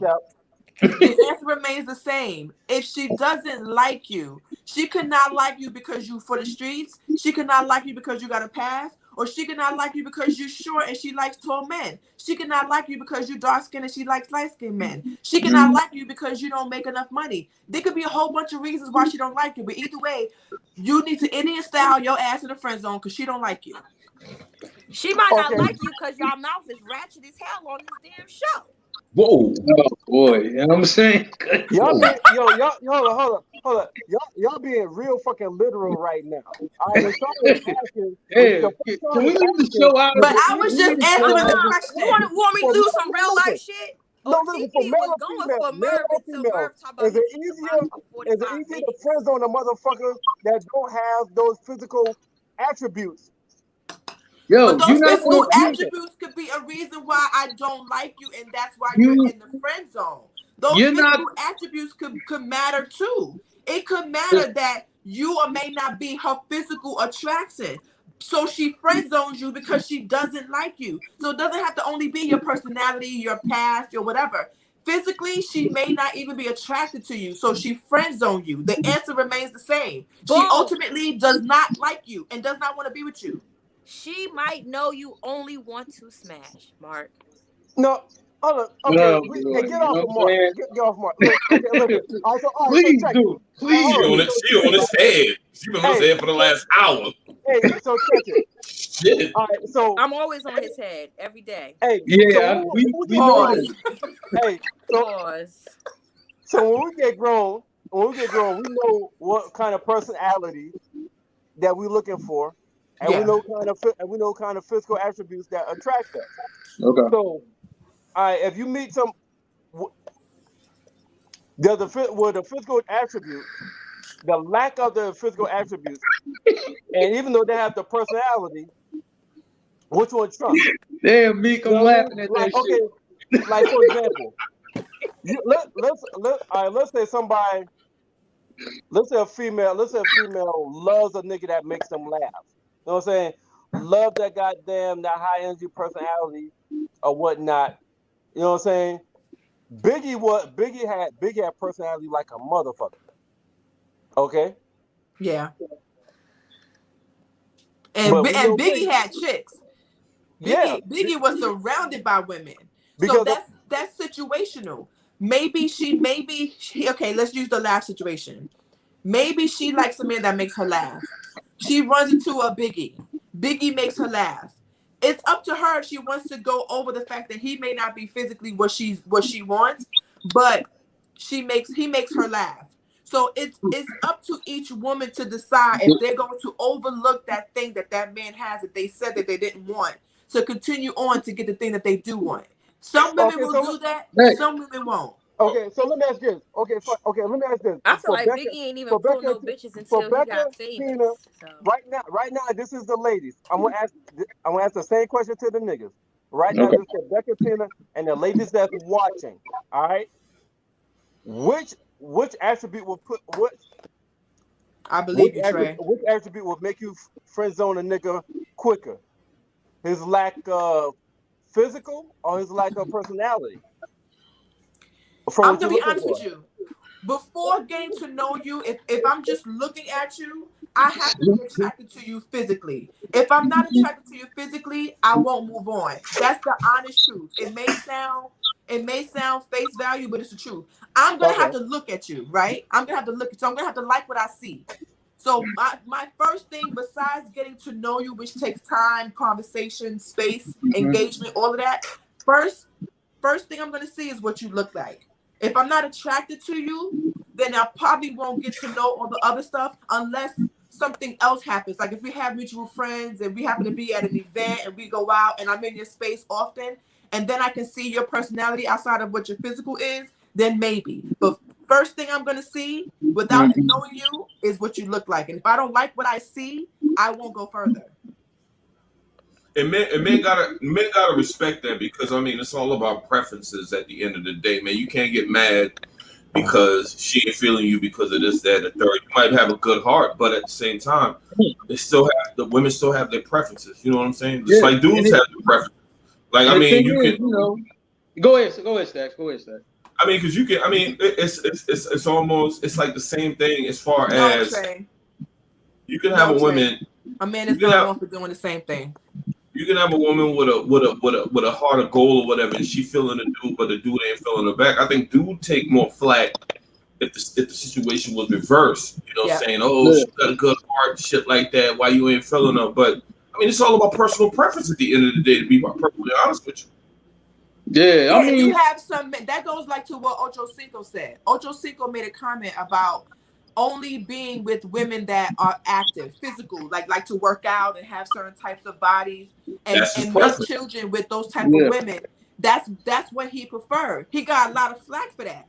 But if you consider that to be just a preference, you got some men that right now, because it's trendy, that like BBWs. They like big women. You got Lizzo out here naked as fuck on the gram, and there's men like, yo, Lizzo, I'll give you a chance. Knowing that they really wouldn't give her a chance, but it's trendy now to like a big woman, so they'll like her for now. So you have people that have preferences. So like I'm gonna say like this, like that. Hold on, Mark. That's trending now. Yes, it's trending. Yeah. Where you been at? It's trending to like big women. It's also trending. It was a certain time where it was trending to like natural women before these things weren't popular. Before you had people that like the brown, Puerto Rican, yellow, Haitian, whatever, right? I like a brother, yellow, Puerto Rican, and Haitian. Then you have some people that have preferences. Sometimes that thin line of preference versus talking shit about something that you don't prefer is a really thin line. Sometimes it's almost invisible. Hey, but you know I'm 5'10". Here's the thing, you can't. For me, hold on a second. For me, being 5'10", I could never date a short dude. I'm 5'10". You are tall as fuck. You know what I'm saying? I can't be with. So I never ever looked at a short dude in any kind of way, but okay, he's just short, not my type. What's the shortest you'll date, man? Well, I have a husband, so I wouldn't date nobody. But I always gotta mention Mr. Green. This is goddamn. But for me, I would never date a guy shorter than me, my height or taller. Nobody short. You have never dated nobody. It's a preference. Leave it alone. It's a preference. That's a preference. Hey, Stacks. Ain't nobody fucking talking to you. Talking to back. Hey, that's our family. Don't get fucked up, bro. That's my family. Don't get fucked up.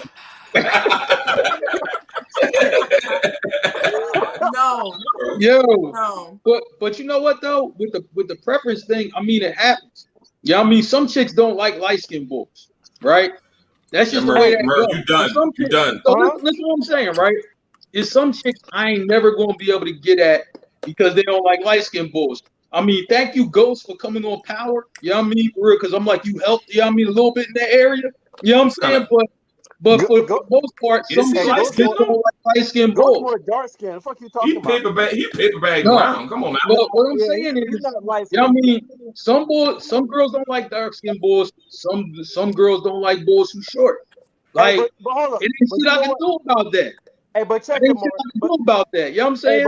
Only thing I can do is shoot my shot and see if she going, you know what I mean, catch that shit. Mark, that's the only thing I can do. But Mark, check it, right? From my experiences, and I want people watching, I want y'all to comment, and Becca and Tina too.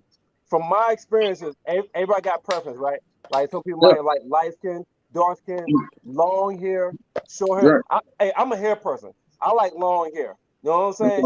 Every girl I've dated, when we started dating, them motherfuckers have let their hair grow. We don't get no scissors. Fuck that. Wow. You dating me? What? Okay. That's your preference. Wait, that's my preference, right? All right. Okay. But listen. But it seems like one physical trait that they don't budge on. Like if I like someone like light skin, they might flirt with dark skin. And they like long hair, they might flirt with short hair. But like Sean was saying earlier, it seems like there is a dead fucking boat. It seems like there's a boat when it comes to height.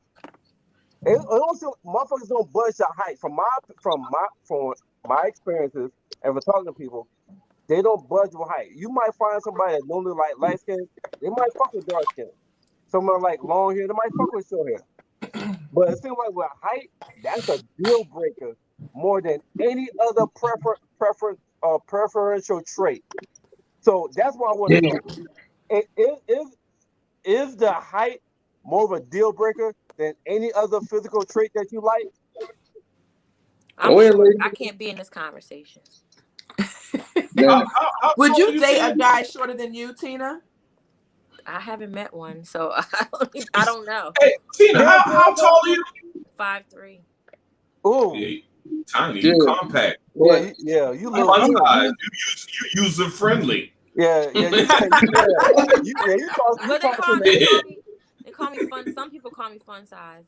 Man, but I'm like, to me, like, yo, that shit happens. I mean, you're gonna meet a woman that won't budge off of whatever her standard is. She ain't, and if I don't fit that criteria, hey, Mark, I asked a specific question though. I'm asking specific because it seems like the height thing is more of a deal breaker than any other preference. And that's what I want to hear right now. Kids are a deal breaker. Let's talk about some real shit. That's not a physical trait. I'm talking about physical preference. If you're talking about preferences, physically. But we did physical. Let's talk about some real deal preferences. Yeah, but okay, I was talking about height right now. Look, can they respond to height? Then we're gonna talk about kids and baby kids and Rugrats and all that. Right, you got it. I'm be quiet. Yeah. No, don't do that. No, she says she hasn't met any guy shorter than her. So that means that she's probably dated guys. All I'm saying is, but you know what? All I'm saying is that should have happened. Only thing I'm gonna tell the fellas, man, continue to shoot. I don't give a fuck what the shit is. Just shoot, man. Yeah, I mean, you never know what's gonna happen. Shoot. You never know what's gonna happen. I'm like, man, because that day could be your day. I'm like, man, you can meet her, you can have, she might go for you on that day, maybe. You know what I mean? What you want not gonna shoot because she's tall, I don't know. Fuck that. You know what I mean? You better shoot. Shit, shoot, nigga, shoot. Can you read it? All right. This what Trey responded to what I was asking. That's a difference between requirements and preferences. Okay. Everybody agree with that? There is a difference. Yeah, there is a difference. Okay. Tell Trey come on the show. He got so much to say. Right? Straight Yeah. ass on. I say like this. Somebody send him a link. Town. Man. Bring your ass on, He Trey. sound real passionate about For real. this Hey, topic today. Fellas, you better go for it. Town. Fellas, you better go for whatever you trying to do, man. Go Hey, for it. thanks. Send his ass a link. But I just will like do what it. you said, Merv, there's some people that won't budge on requirements either. And that goes into a whole other topic because sometimes your requirements can keep you single. That you know what? But you know what? That's their preferences. I mean, you know, or their requirements, right? If that's what happens, that's what happens. All I'm doing is telling the fellas, yo, keep shooting. You know what I mean? Hey, man. Hold on, y'all. Hold up, please. I got to ask somebody. Goddamn, who? Okay, Martinez. Goddamn, who changed that shit? No. Goddamn. Hold up, y'all. Calm down. Martinez said I'm 6 feet, light skinned, and it was a curse growing up in my early 20s. How old are you, Martinez? If you don't mind me asking, can you? I think he's about 40. He about my age. That's the homie. He our age? No, yeah, he our age. He our age? No, nigga, it wasn't a curse for you. No, listen. Dark skin got cool late. All right, the edge of the bar, the barges motherfuckers was running shit in the 70s, the 60s, 70s, and the 80s and early 90s, nigga. No, that was a curse. Nigga, when I was I don't know, man. Y'all niggas had Big Daddy Kane. You know what I mean? For real. Y'all came in with that. No.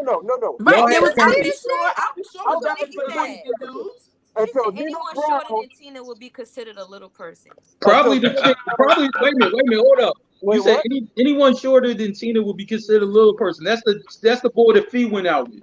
You know what I mean? That would be Tony Braxton. Tony Braxton's 5 feet. 25 feet? Tony Braxton, I think, is either 4'11" or 5 feet. Yeah, Little Kim short. Little Mo is short too. Man. So let me ask you. All right, so are you friend zoning people off of requirements, or preferences, or both?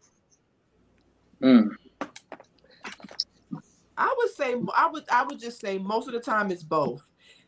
Some people will friend zone for one thing they don't like. Yeah, it just depends. You know what? I can see that because I'm just like, man, it's a chick who's my friend, but the reason why we're friends though is because she drinks a lot.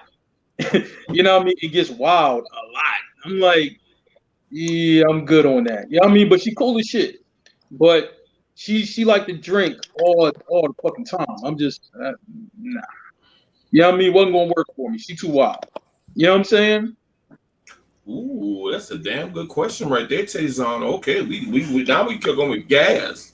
Merv, I want you to go ahead and answer that first, nigga. Nah. Go ahead, Merv. You can go first. Go ahead, Merv. I want you to answer that one. Yeah, go ahead, Merv. Hey, hold up. No. Hey, Tazon. Light skin to me is a preference, and I don't know why. For some reason, I have light skin yourself. I have been in my based off of the females I've dated. They've been more light skinned, but light skin seem to be attracted to dark skin, you know. So that's how that go. But it's not a requirement. The first girl I proposed to was more on the dark skin side. You know, I'm dark skinned. How about that? You're not dark skinned. Yes, I am. You in the middle. You paper bag brown. My natural complexion is dark skin. The only reason I'm this complexion now is because of anemia. I am a dark skinned female. I can show you a picture, your jaw will drop. No. I think you like a 5. Let me just give. Y'all seem confused. I have a light skin scale. I always have one. Right? So 1 through 10. So what? Shallow alert. All right. So easy, Merv. Don't pull up. Easy, Merv. Don't pull up the paper bag. We don't want to go there. Hey, no. Hey, listen. Brown paper bag. 10 is light bright, damn near white, and one is goddamn, you know, like tar cement, like black. You know what I'm saying? 5. Smudge. 5 is almost like a pecan, like you really in the like middle, coffee with cream in it. Like you can almost go either way. You borderline. Is it really that many numbers though? Is either you For pale? me, It's way for more me, than that. it is. The spectrum, Yes. the spectrum is Yes. way more. Yes, Pale yes, as it is. or Yes, because red. you got It's you got either you shades. white, You you got red, shades of colors. you light skin, you caramel, you brown skin, aka chocolate. And So you got or you no, dark skin or you you got black. pecan. Let's go You with got blue. pecan. Yeah, see, You got I caramel. never You thought got about it all like strawberry. that. hold You on, got you guys. you, I want to hey, get you got yellow and red. You got yellow Yeah, and red too. You got red females. You got yellow females, and then you got light bright, damn near white females. See, I ain't So even, let me just I haven't even hold thought on about one it second. like that. Hold on a second, Mark. Let me just I want to give a context so that we can actually Okay. discuss it. So a requirement is considered I wanted to look this up because I want to get it right. A requirement is considered a need. Okay. A preference is considered something selected by the person. So a requirement is it's need. a deal breaker. A requirement is a need versus a preference is something selected by the person. I'm still waiting for Trey to come on here because he was trying to make it seem like I was wrong or some shit. Hey, Look, Stacks, damn, look at it. Yeah, because Hold the fuck up, all y'all. I sent them. Hold on. I sent them the link. I can't make this motherfucker come on now. I sent the link. Listen, what wait a I'm minute. saying is, Get the fuck up off me. Let me go ahead and see. like, Get off a step. Shit. this and this, and somebody not want to date somebody with kids is a preference. Trey, come on, man. Because Teen Yummy Green will be all week, man. I need a new target for her. You know what I'm saying? So come on, Trey. I haven't got on you for the past 20 minutes. That's it. Hey, you said that shit like it's a long time. Okay. Hey, I'll hold get back on you, Mark, since you missed me. Yeah, man. So I got a question. Man, I'm Because Tina brought up Tina brought up something that made me think of something. Now, if you have kids, is it okay to friend zone? Is it okay to friend zone somebody that's trying to holler at you because they have kids? I can answer that already. Go ahead. I can answer that. And I'm gonna tell you, and I've gotten to this conversation with a few people, and I understand the dynamics, so I understand the response. Me as a mother, right? I did not want to date men with children, and here's the reason why. I knew for me, I did not want any more children, and I was not interested in doing any more mothering outside of my own child. I only have one. I did not want any more. I did not want to be responsible for any more children. So I intentionally did not date men with children. The only reason why I dated my husband is because his children are older, like 19, 20, 21. And I'm being honest with you, I have told men no because they had children that were younger than my own, or like even teenage age. I did not want to be in a relationship where I was doing mothering, not only to my own child, but to other children, because I was only interested in mothering just mine. May not be right, but that is the honest answer. So for me, I did not want, and I didn't want to do any more mothering. Like, my child was it. That's it. So I was intentionally not dating any men with children. He could have, let's say I decided to, and maybe my life would have ended up differently. But my intention was to not date men with children because I knew for myself, one and done. So I didn't want to do that. I got you. Well, that was your requirement. That was your requirement right there. I asked that question because I have a child as well, and I want more kids. But if I have a choice, like I'm choosing a lady that doesn't have kids. And reason being, I've been with somebody that had kids, and the experience was just bad. You know what I'm saying? Like their dealing with their father. At one point was a bad experience. Then had to deal with my daddy. And then the mom didn't hold the kids accountable to make sure that we were on the same page.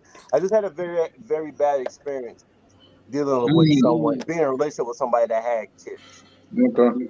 And I just rather not deal with that again if possible. I've dated people with kids, but then I realized I don't have to because I don't have any, and I don't feel like being number two. And if I also want to have my kids of my own, I want me and that person to have the same experience of having our first child together, not somebody that already been there, done that. Hey yo, real quick. Y'all been asking for Trey. He's backstage. Y'all want me to bring him on? Bring the nigga on, nigga. We ain't goddamn it. Go ahead. We're not scared of Trey. Town. Hey yo, coming to the stage, my homeboy Trey. Get in there. Let him. Trey, what's up? Come through, Trey. Let him know what's happening. What's going on? Yeah. How y'all doing? Right now, I'm gonna kick my feet up. Hey Trey, I'll say one thing. Don't you this motherfucker unless you come correct. Yo, hey, don't get on the homie like that. Don't do that. Yeah, y'all. Hey, talk to him nice. Talk to my homeboy nice. I'm chilling right now. Y'all take it from here. I'm gonna be over here chilling. Go ahead, watch me work. I didn't come to argue. We can have a conversation. That's not a problem. I'm talking to Mark ass. Oh, of course you is. Yeah, but you've been talking to him all night though. This is normal. Oh, so you noticed? You know our relationship. Everybody in our relationship. 5'3" all you want to be, but your attitude you've been throwing around about 6'4", 6'5".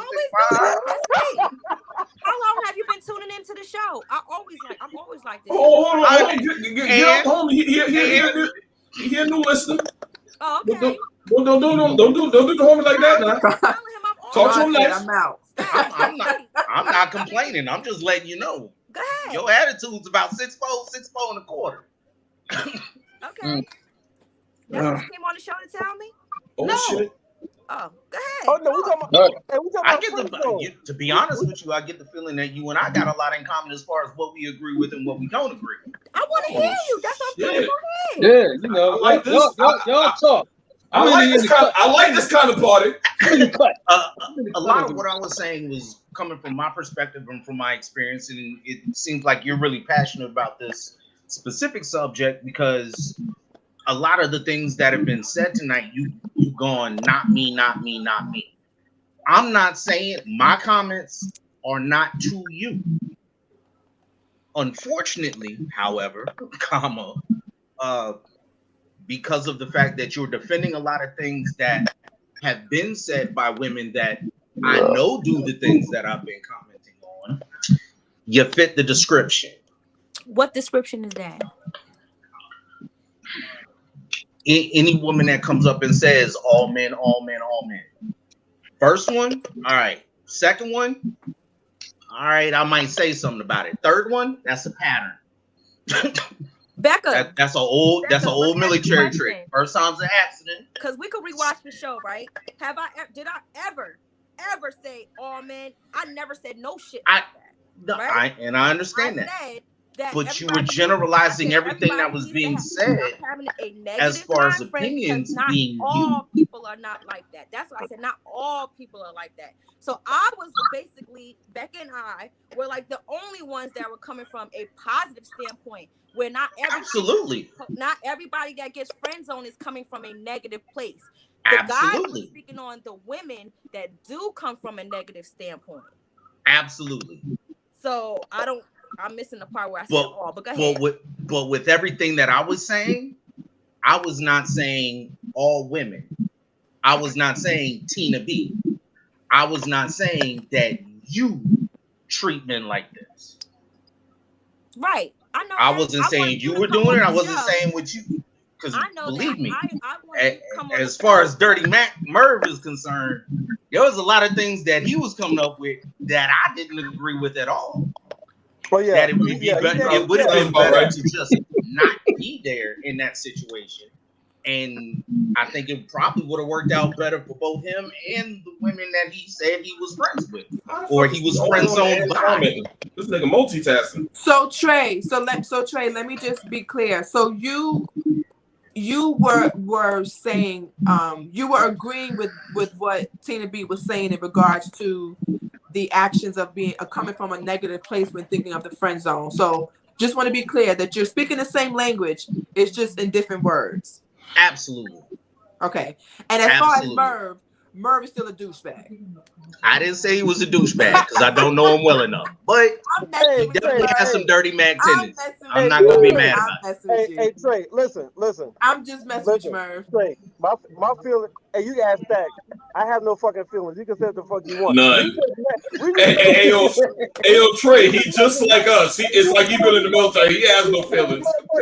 And you want to address me on something, and you want to say some negative shit, nigga, say it. We good. But you know what? I do believe.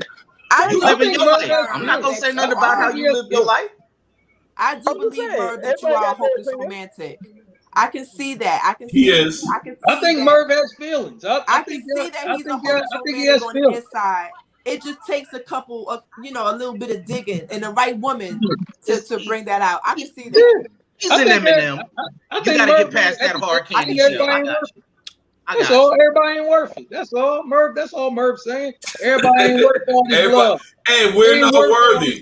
Yeah, everybody ain't worthy. Listen, someone just worth dick and bubble gum.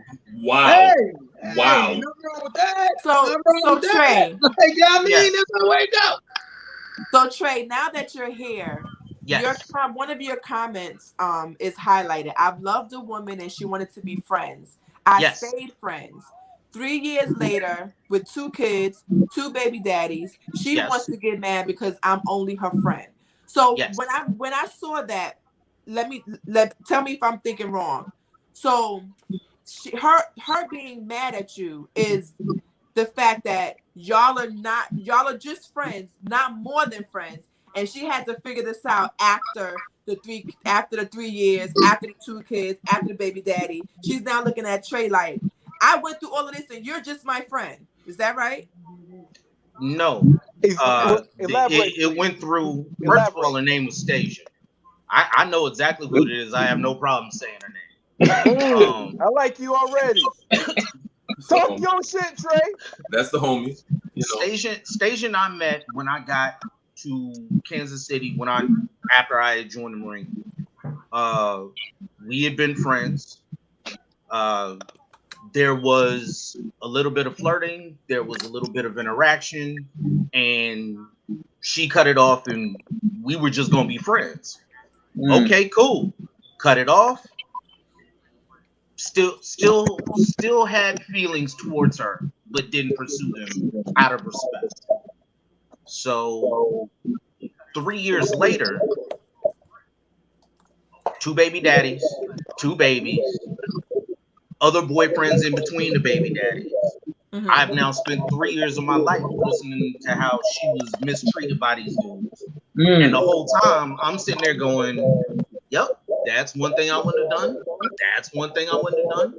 That's one thing I wouldn't have done. Wouldn't have done any of that. And when it was all said and done after the fact, I go to move on with my life and we're still friends.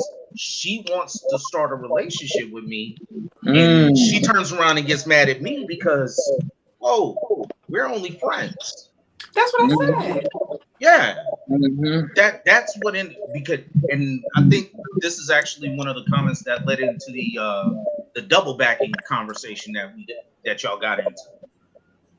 But she double backed on me and got mad because no, we're just friends.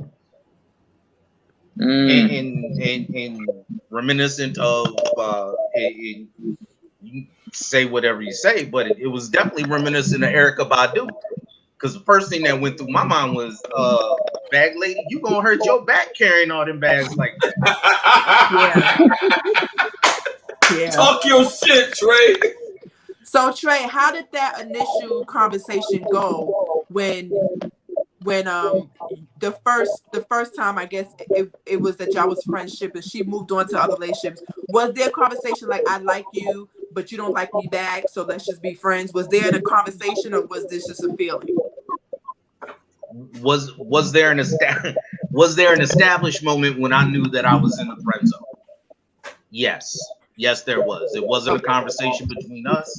It wasn't a feeling. It was she started messing around with a dude, and I got introduced as her brother friend. Oh, I'm like a brother to her. So Trey, cool. So Yo, Trey, let me ask you this. before we go into that, Mervin, let me segue because we are at our time for Blackjack TV. Shout out to Blackjack TV. Don't hang up, Trey. Zingo TV. Stay right Everybody stay tuned. Everybody still out there. Still stay on board. We're going into overtime. We're still on YouTube. We're still on Facebook Live. We're still on Instagram. We're still on Twitter. We're still on Twitch. But we have to transition because of the show right behind us on Blackjack TV, Zingo TV channel 189. So shout out to those guys. Shout out to you, Bobby.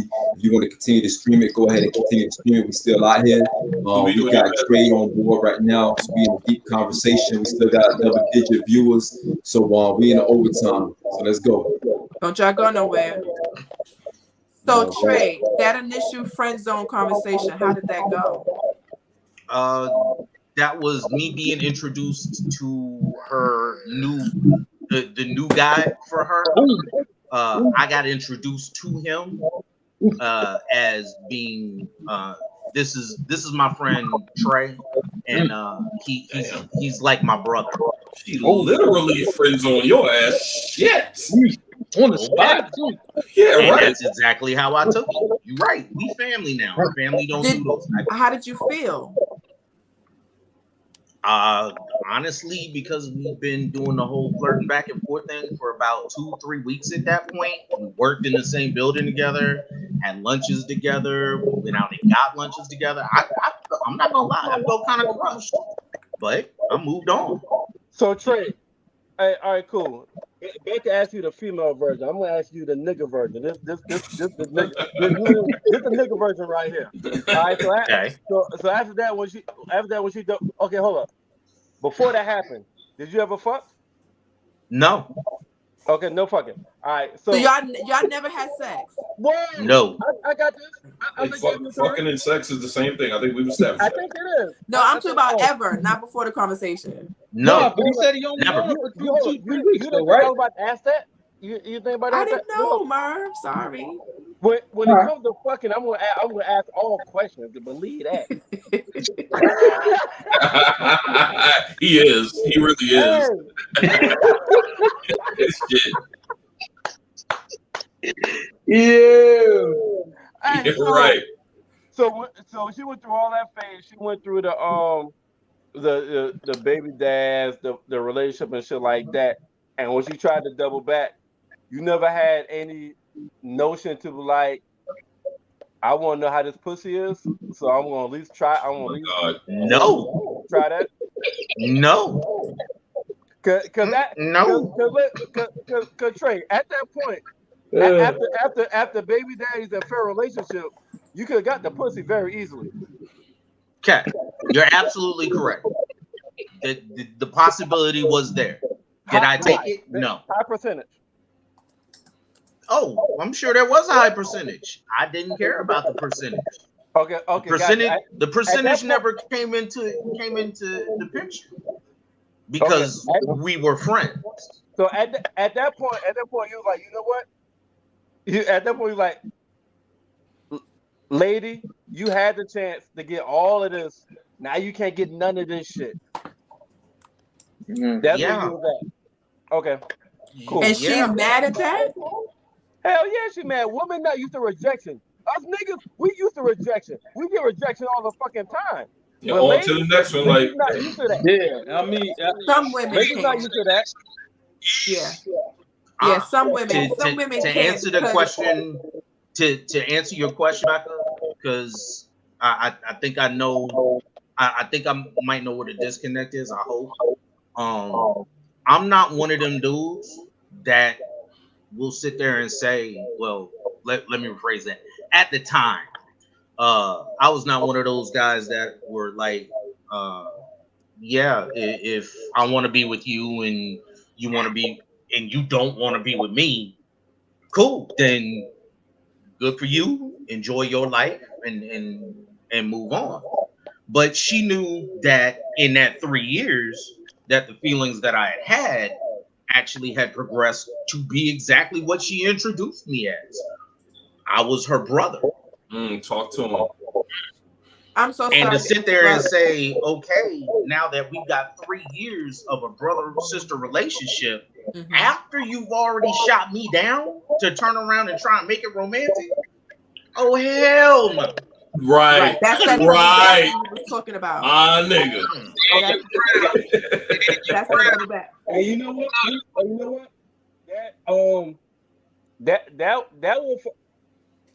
That what you did, that will fuck a motherfucker up worse than anything else. When they knew they had you and they tried to double back and they can't get none of you, yo, that'll fuck with a motherfucking mentals right there. And I'm telling you right now, Stacks will tell you the 2 words that are getting ready to come out of my mouth right now. That's unfortunate. I don't know what to tell you.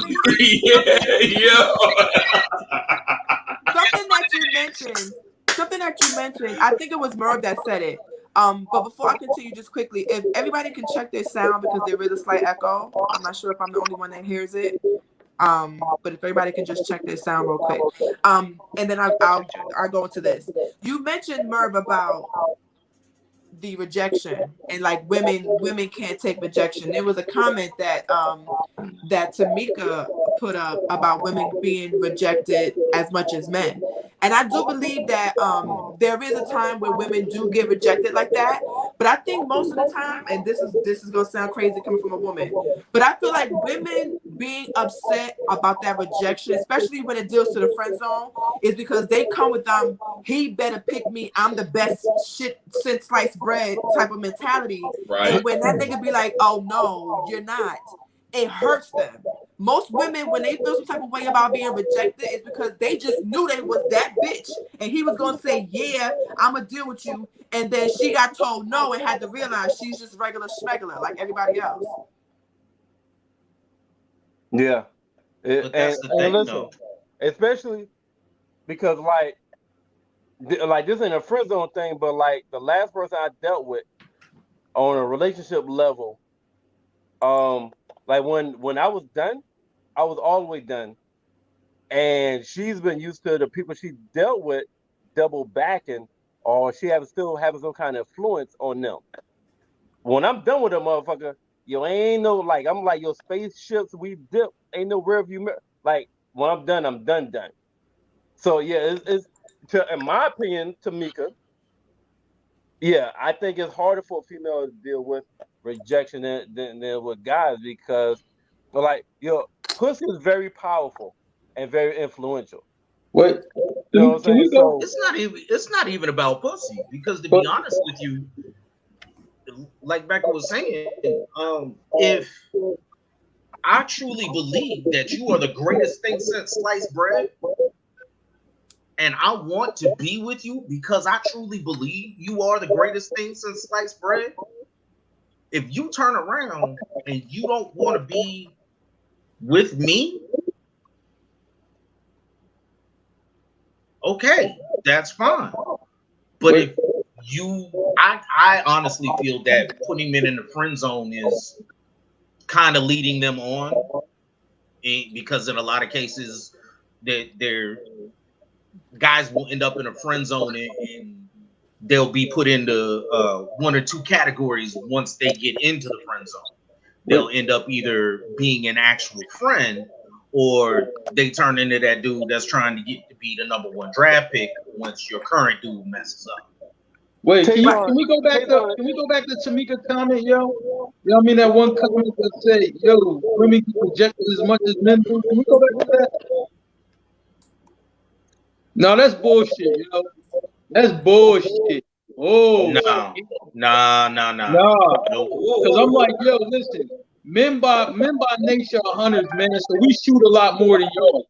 Easy. Yeah, you know what I'm saying? We shoot way more than I believe that's bullshit. I believe that's bullshit too. Women don't get rejected as much as guys. No. Trust me. I mean, listen. If I took shit personal, I'd be crying on like Oprah's couch or something. You know what I'm saying? That's how much I take it personal. All right, Tayson got a put Tayson back, John. All right.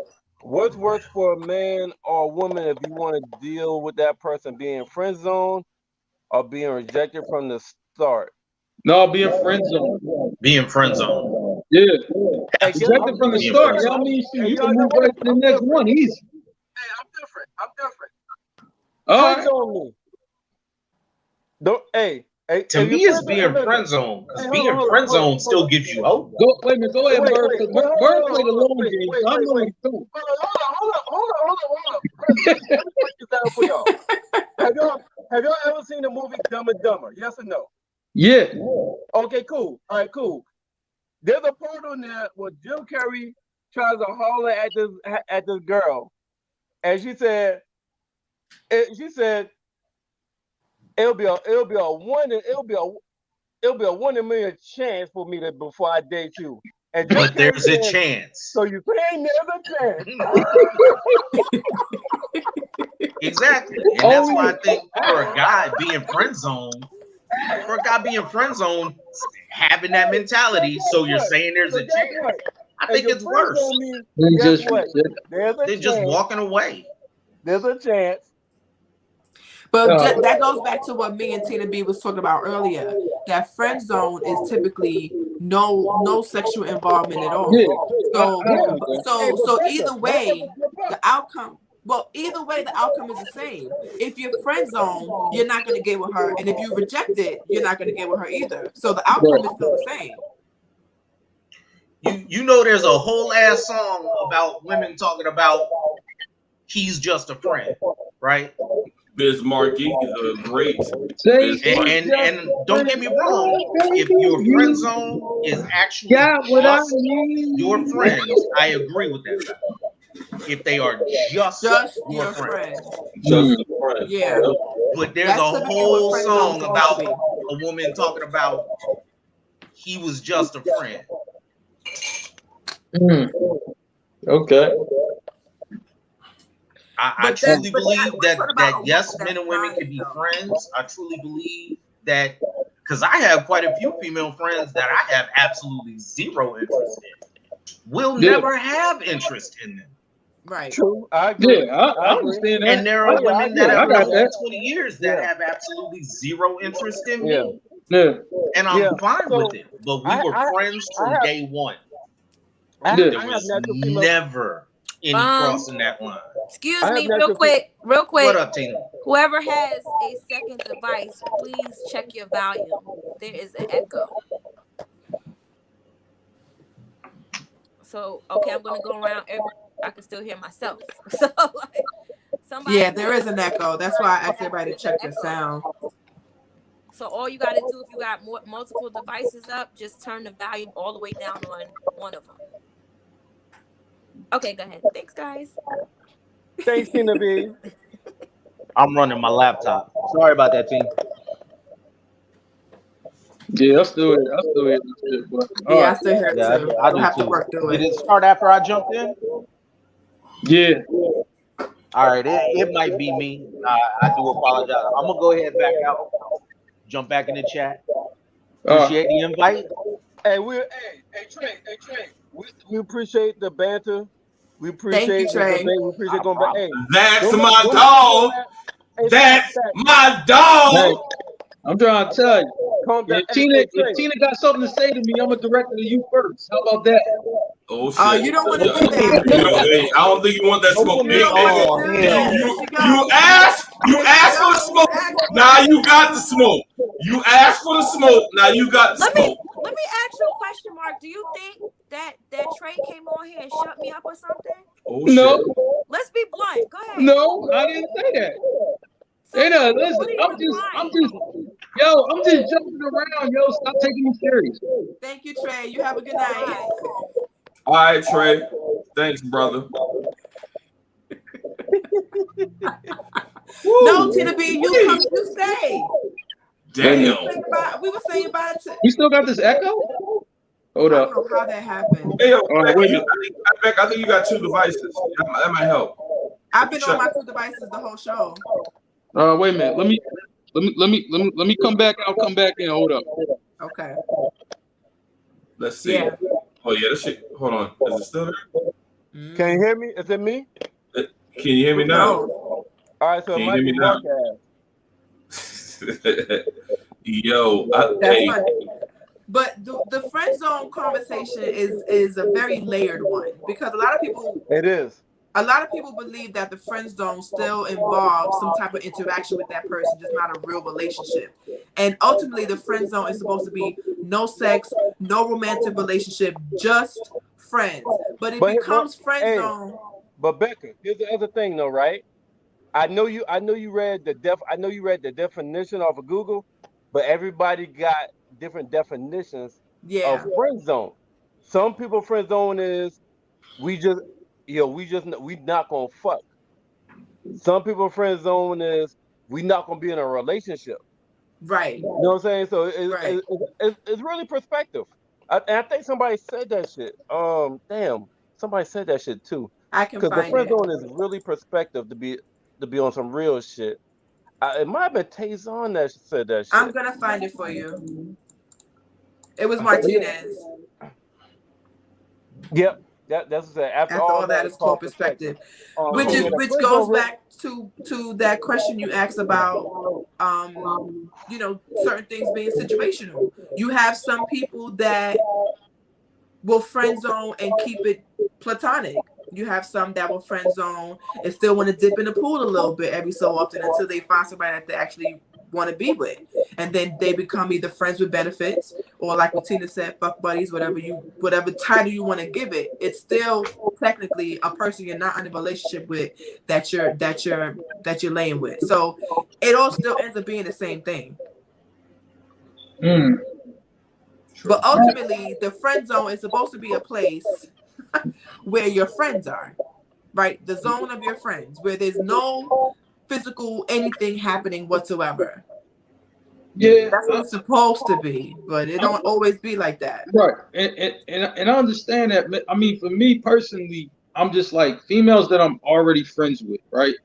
You know what I'm saying? Usually, I won't cross that line. I mean, unless some, spectacular is just laid out there for me, shit happens, then I'm like, I can't do nothing about that. You know what I'm saying? But, that's rare, that ever happens to me. So, we're friends. I mean, I can respect that.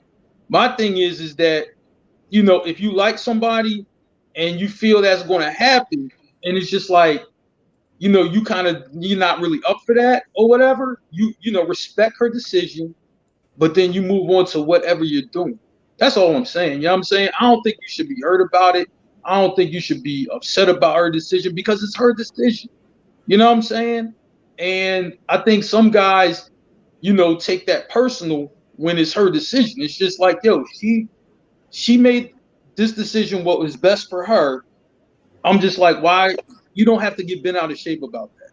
That's just my personal opinion. You don't have to get bent out of shape about somebody else's decision. Go live your life.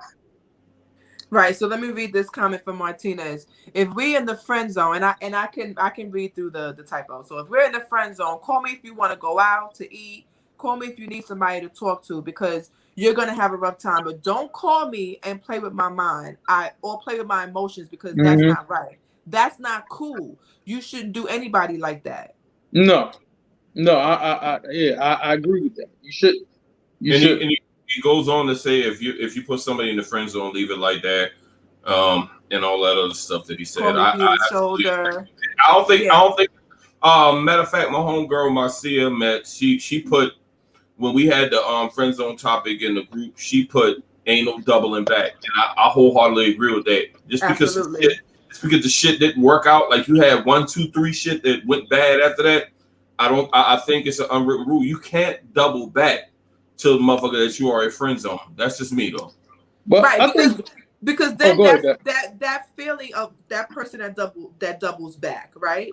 How do you legitimize your actions at that point? How do you then say, without feeling some type of way or without capping, where I friend zoned you, but I just wasn't ready. Like you gotta cap, you gotta lie to be able to legitimately double back without feeling some type of way, or that person checking you because they know you double backing. Well, I think the double back, I think it's more of an ego trip. You know, be honest with you. You know, it's just like, yo, let me double back. Let me see if I can get it. Or the female be like, yo, let me double back because now I notice he's a good guy after these 3 failed relationships and shit or whatever she was going through. You know what I'm saying? That's an ego trip. You know what I'm saying? That's like one of them things like, you know, for her, let me double back to make myself feel better. Or for him, let me double back because my ego got crushed the first time, but I'm going to get her on the second time. Like, I mean, if somebody do that, okay, cool. I'm just, you know, it ain't for me though. You know what I'm saying? You know, it ain't for me. Right. And that's like that. I mean, to each its own, right? To each its own. Some people double back with no problems. They like, forget it. I ain't worried about my pride. I'm just gonna be here. Like, you know, back then you didn't want me. Now I'm hot. You all on me. Whatever. Yeah, right? Yeah. It'd be like true. that. It'd be like that sometimes. But True. But you can't, at least in my opinion, when you double back, you gotta eat crow.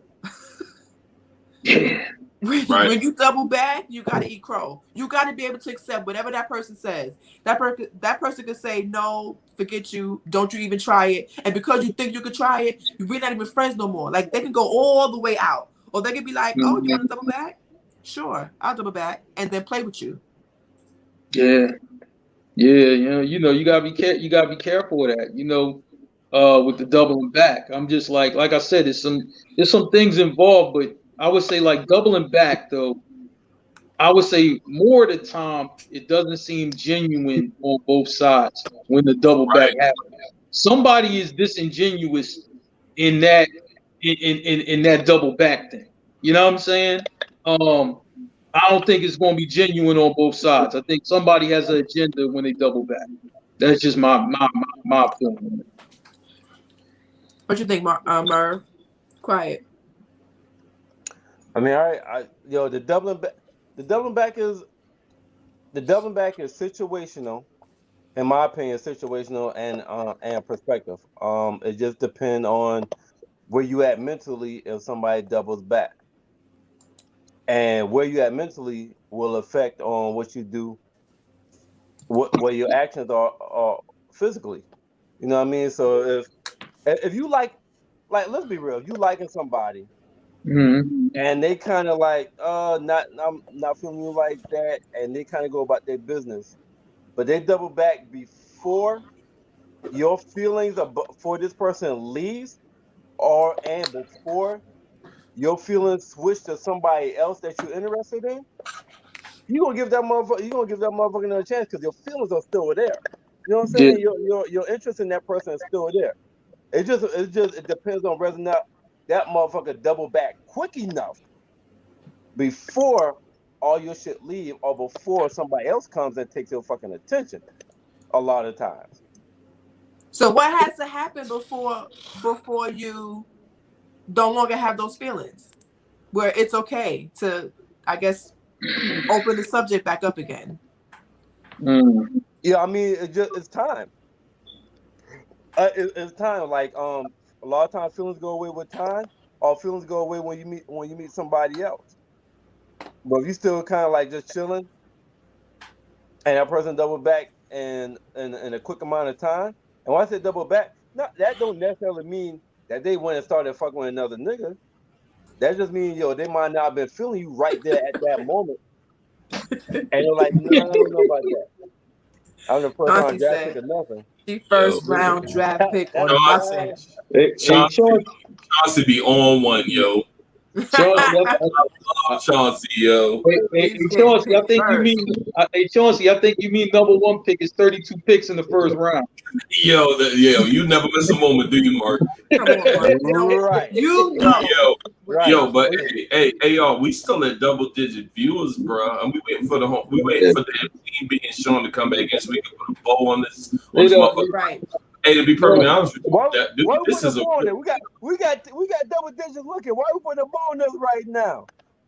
Hey, you know Sean about to come in with his whole spiel, like, you know what I mean, bro? What he gonna condone and all this other bullshit. Yeah, almost 2.5 hours. He's gonna diss every single one of us as he goes out the door. So I mean, that's everybody rocking with us. You better come with that.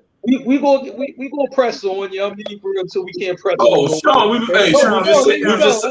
were just singing your praises, man. Yeah, That's all. man. Wow. You know, great host, man. Wow. So my brother, a lot of insight, man. my brother in arms, brothers in arms, man, brothers in arms. First of all, I'm not your brother. My sweet brother Doozy. First of all, I'm not your brother.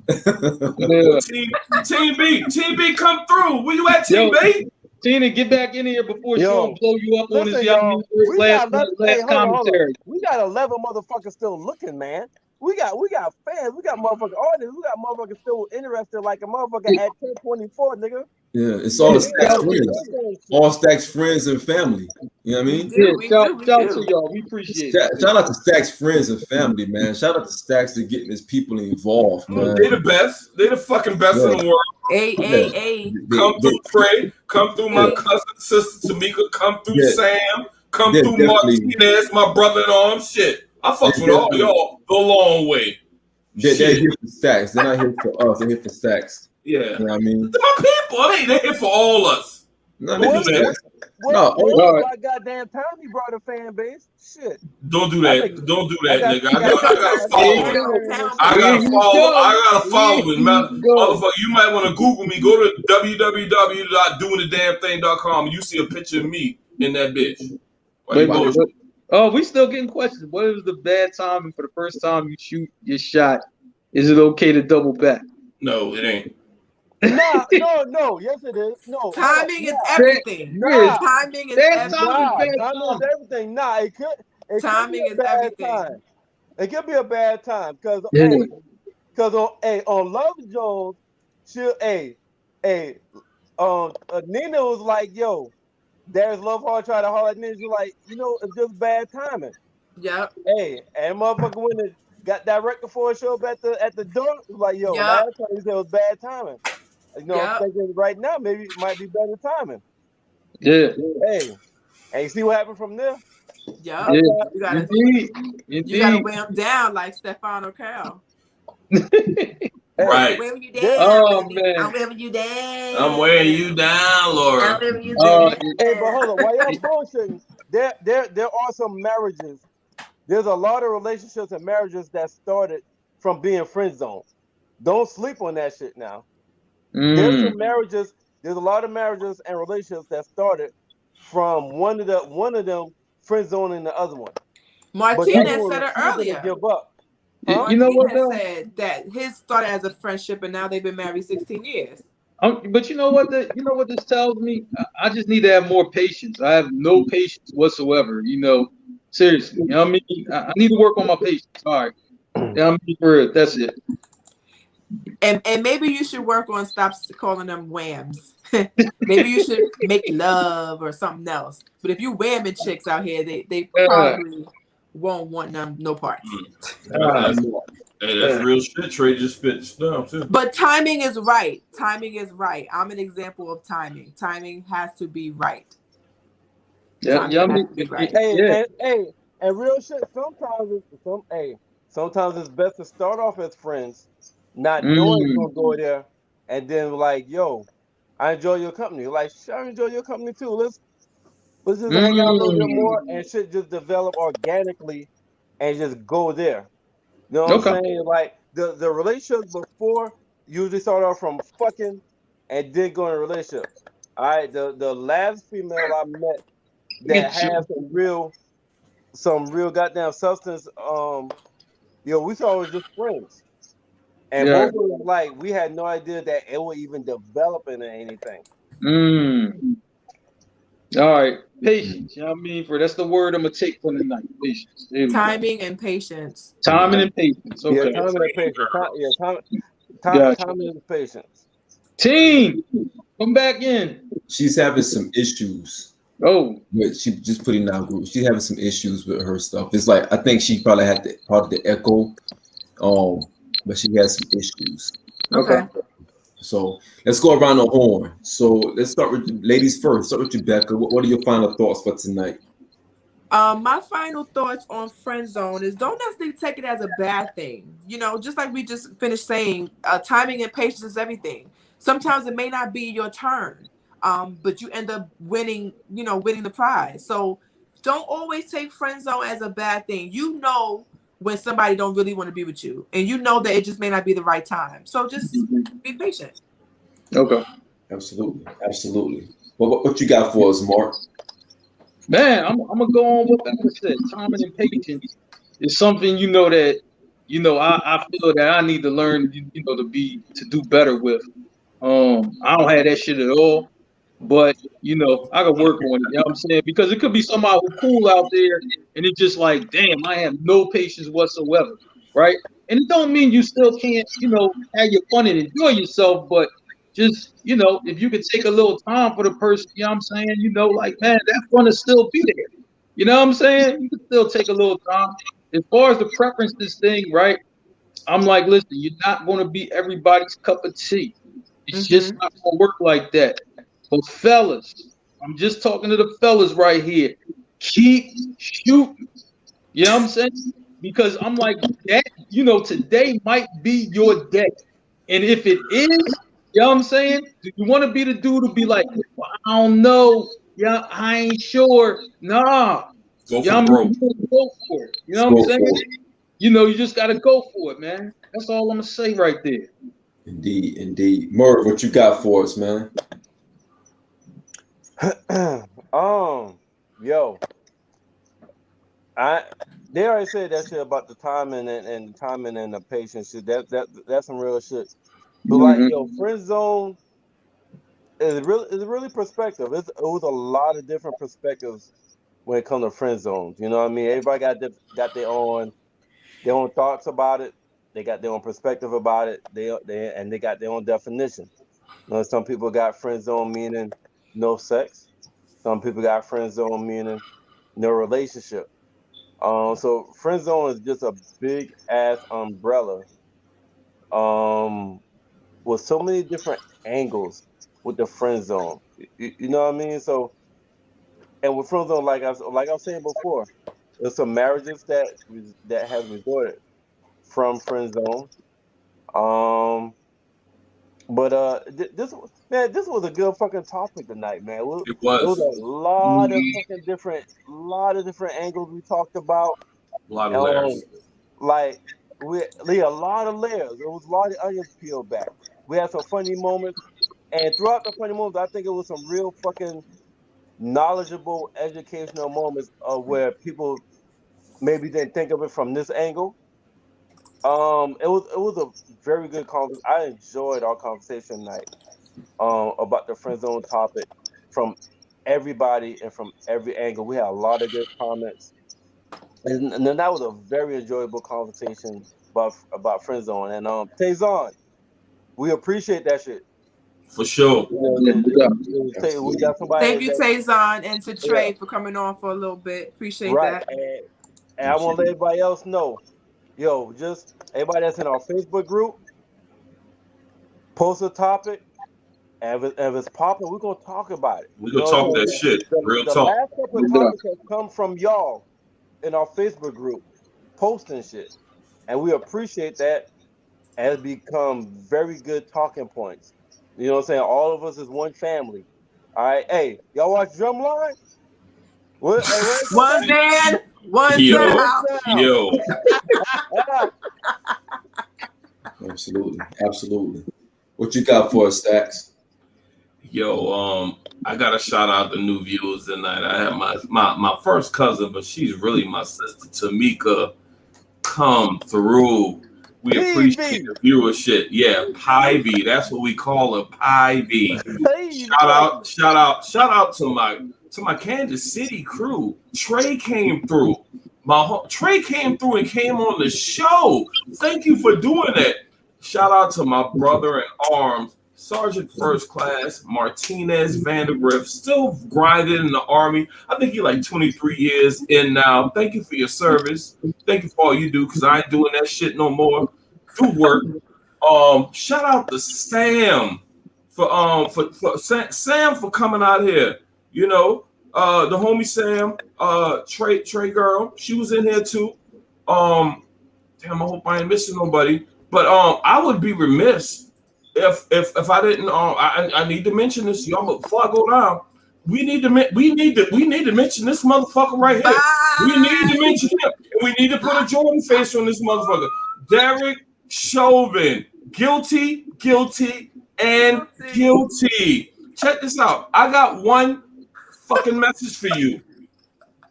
Go to jail. Go directly to jail.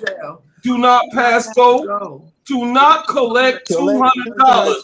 And motherfucker, don't drop the soap. I hope you get 40 years, motherfucker, because you deserve that shit. And Stacks is out. Hey, and Stacks, you know what they need to do? They need to put him in general population every day for 9 minutes and 29 seconds. They're gonna do that. He'll die. They gonna do that. They gonna do that. 9 minutes, 29 seconds. Just for 9 minutes. 9 minutes, 29 seconds. He gonna last a long time. He gonna make 5. He's a cop. He They gonna last put a long his time. ass on suicide watch. Immediately when he got booked, when they cuffed him, and when the verdict came in and they cuffed his ass and took him out the fucking courtroom, the shit gave me unspeakable joy. I'm sorry. That's how I feel about the shit. That's exactly how I feel about the shit. And I'm out. That's all I got. Hey, Chauvin, y'all mean we still drinking good. You drinking piss water. That's it. Absolutely. The pissy mattress shit. That's what you want right now. Yo, absolutely, Stacks. And just to piggyback off of Stacks, you know, we had a small victory, but it's a victory nonetheless. And I was reading some stuff today. You know, I'm a big Baldwin fan, but I was reading something that that brother Malcolm said years ago when he used a reference that, you know, you stick a 9-inch knife in my back and you take out 6 inches, it's still 3 inches in my back. If you take out the whole knife, that wound is still there. And I thought that was one of the most powerful things that Malcolm said when at a time we thought we had a victory back then. Let's rejoice in the fact that justice was done, because justice has prevailed for the first time in a long time. But let's not get it twisted. We still got some work to do. We still got to be cognizant of what's going on out there. Innocent people are still being attacked of color, and bad things are still happening. And one of the things that we have to do is be vigilant in our pursuit, not to seek revenge, but our pursuit to look for just for fairness. You know what I mean? We're not asking for revenge. We're not asking to revolt against a structure or anything like that. We're not storming the Capitol like some people do. We're asking simply just for us to have a fair chance at just living life and being able to grow our young Black folks, and just even our older Black folks who's out there just doing their own business can have an opportunity to live a natural life and die a natural death, as opposed to at the hands of the folks who really should be protecting and serving. So as much as I am happy that the verdict came out today, yesterday, but the anxiety that I had leading up to it, I should not have had that anxiety because it was plain and simple with regards to what should have happened. So let's continue to be vigilant. Let's continue to keep our foot on the pedal when it comes down to justice. And let's make sure that we take heed to what Brother Malcolm said years ago. This is a victory, but let's not get it twisted that we overcame, because we haven't overcome anything at all. We still got a long way to go. It's 2021. And we're talking about modern day slavery. We're talking about modern day lynching, right in broad daylight on social media. Again, I want to shout out Tina was able to hop on real quick. I know we had some issues on the backdrop, but thank you, Tina, for hopping on. Thank you all for hopping on tonight. Thank you, Trey, for jumping on. I thought Trey was Mark's uncle when he hopped. I'm like, yo, Mark, uncle about to come on this mug. But thank you, Trey, for hopping on. I think Trey said he was in Marine Corps, so he's a brother, Ura. And shout out to everybody out there who was watching tonight. Shout out to Tayson. Tayson is like, he's part of the street team. I mean, Tayson is like my league. He does Tayson does a lot of stuff behind the scenes, right? People even know. I mean, Tayson sent me messages on stuff that's going on out there. He sends ideas. He's part of the street team. He's sharing the posts. He's out there driving the content. So salute to you, Tayson. I can't put in words how much we appreciate what you're doing behind the scenes, and we definitely going to show you some love. You know what I mean? So we appreciate what you're doing, like as being a part of that street team out there. Shout out to those who reached out to me. I had people inboxing me today saying, "Yo, I'm not going to be able to see you guys live, but I'm gonna definitely catch you all on the replay." That's love right there within itself. You know what I mean? When people who say that they couldn't even watch live, and they would still get a chance to watch the replay, that's showing commitment. That's showing that you're rocking with us, and we appreciate that. You know, we have one of those things where I've always tell the guys all the time that we have responsibility now. We got people that enjoy watching us, whether that's 1, 2, 3, or 4, or 10, 15, 20. We got people that's willing to sit down, take a time away from what they're doing, and just rock with us. And it's a very humbling experience. So we really appreciate everything. We appreciate the love. We appreciate the comments. We appreciate the likes, the shares, all of that. With that said, Merv and Stack said it the best. Like, you know, anything that we see on our chats, anything that we see on the Instagram, Twitter, what have you, that may spark our attention on what you guys are bringing to the table for thoughts and ideas for the shows, we're going to go at it. We're going to bring it up and we're going to talk about it. So until next week, make sure y'all continue to, you know, create the banner, continue to drop different ideas, throw it at us, inbox us, let us know how you feel, let us know what we're doing right, let us know what we're doing wrong, give us the good, bad, and the different feedback so we can continue to fine-tune this thing and polish this thing up for all of yous and yours. So again, I thank you all. Wait. Let Tina give her last words. Tina, good. She said she's good. She's having some technical things going on. But yo, thank you all so much for the love. Shout out to Blackjack TV again. Shout out to YouTube. Shout out to everybody who's rocking with us, to our silent partners out there. Again, what's known doesn't have to be said. Shout out to a new crew that we're working with. Yeah, same difference. Shout out to the new crew that's coming. We got some other stuff in the oven right now that's baking. Check the flyers for that. It's gonna come real soon. We're very excited about that. We got some other stuff coming, some other content, a different movement. We're growing. The family is growing. The movement is growing.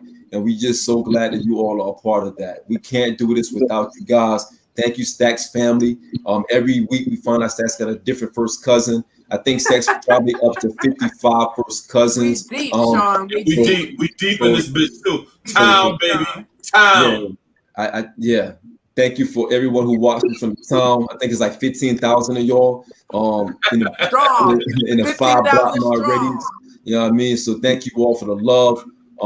I'm glad that we're surging down in Georgetown. You guys don't get that much entertainment. You probably don't get that much. You don't have cable. You guys don't have cable, so this is like part of your cable. So thank you all again. We appreciate the love, and peace out. Peace. Yeah.